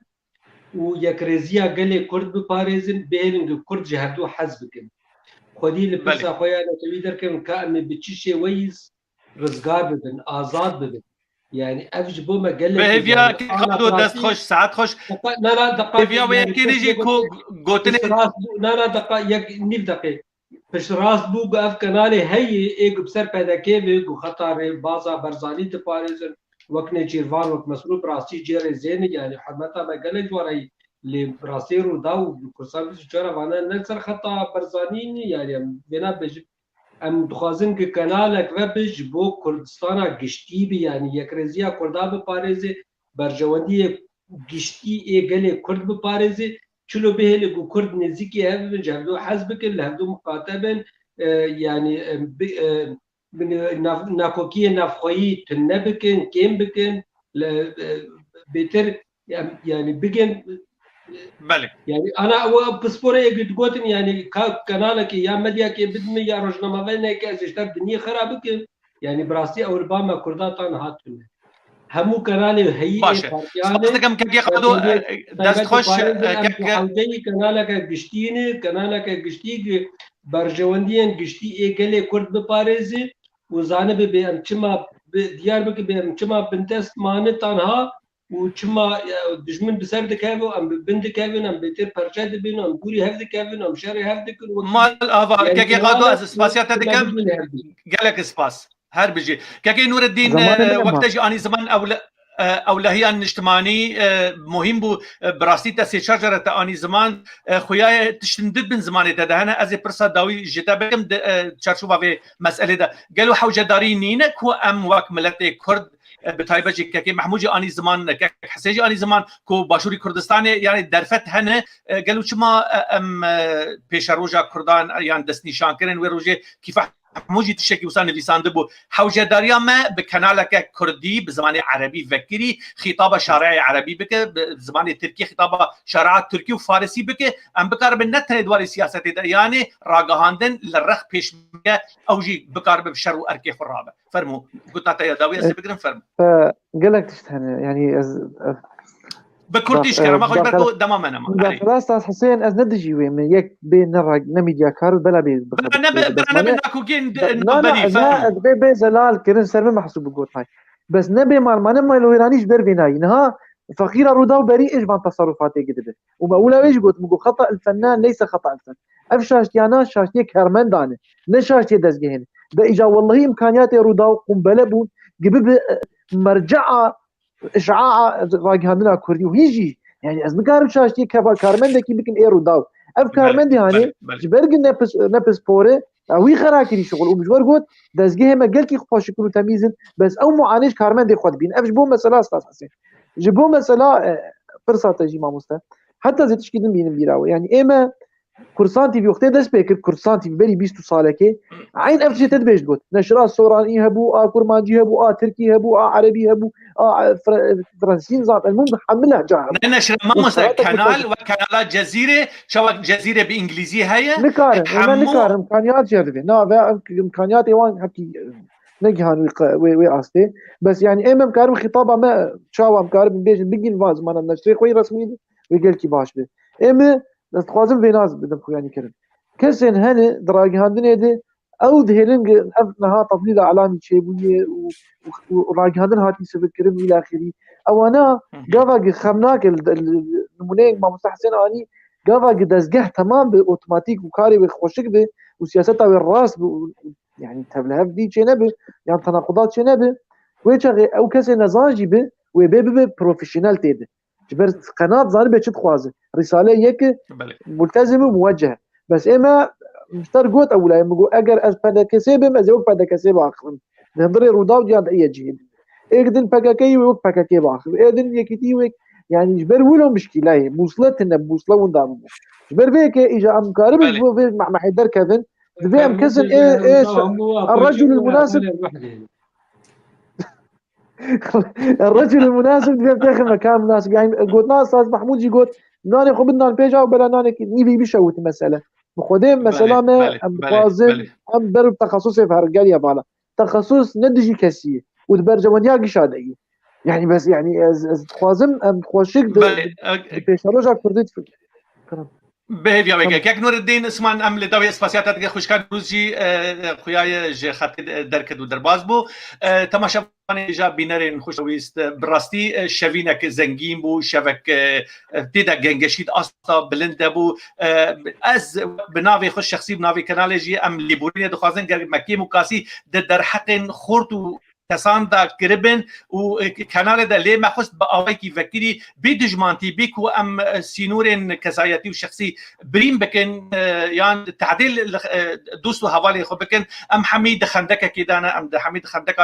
نتویدانه نرینن جواز و هبن خوندن جواز و هبن اوای تشتکی نوترال تشتکی نورمال تشتکی خزایه لسر اصل دنیای لداویا داویا محمود دوست و حوالی هبن ام بری هبن هیوین ما اونه کو پیش روزه ولا تکیما دبن ساعة آل الرنگین ده ورا پجراندن لحمود دنیای از اسپاسیا ما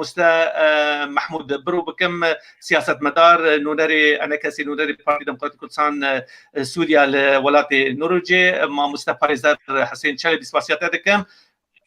از و اسپاسیا که نور الدین عثمان از دکم روزنامه باشوری کردستانی هر وها گلکی خلکن وشارتی زنگین رونایی کردن و رخنگر و خودین قلچیکا نویسکار قادو شیرین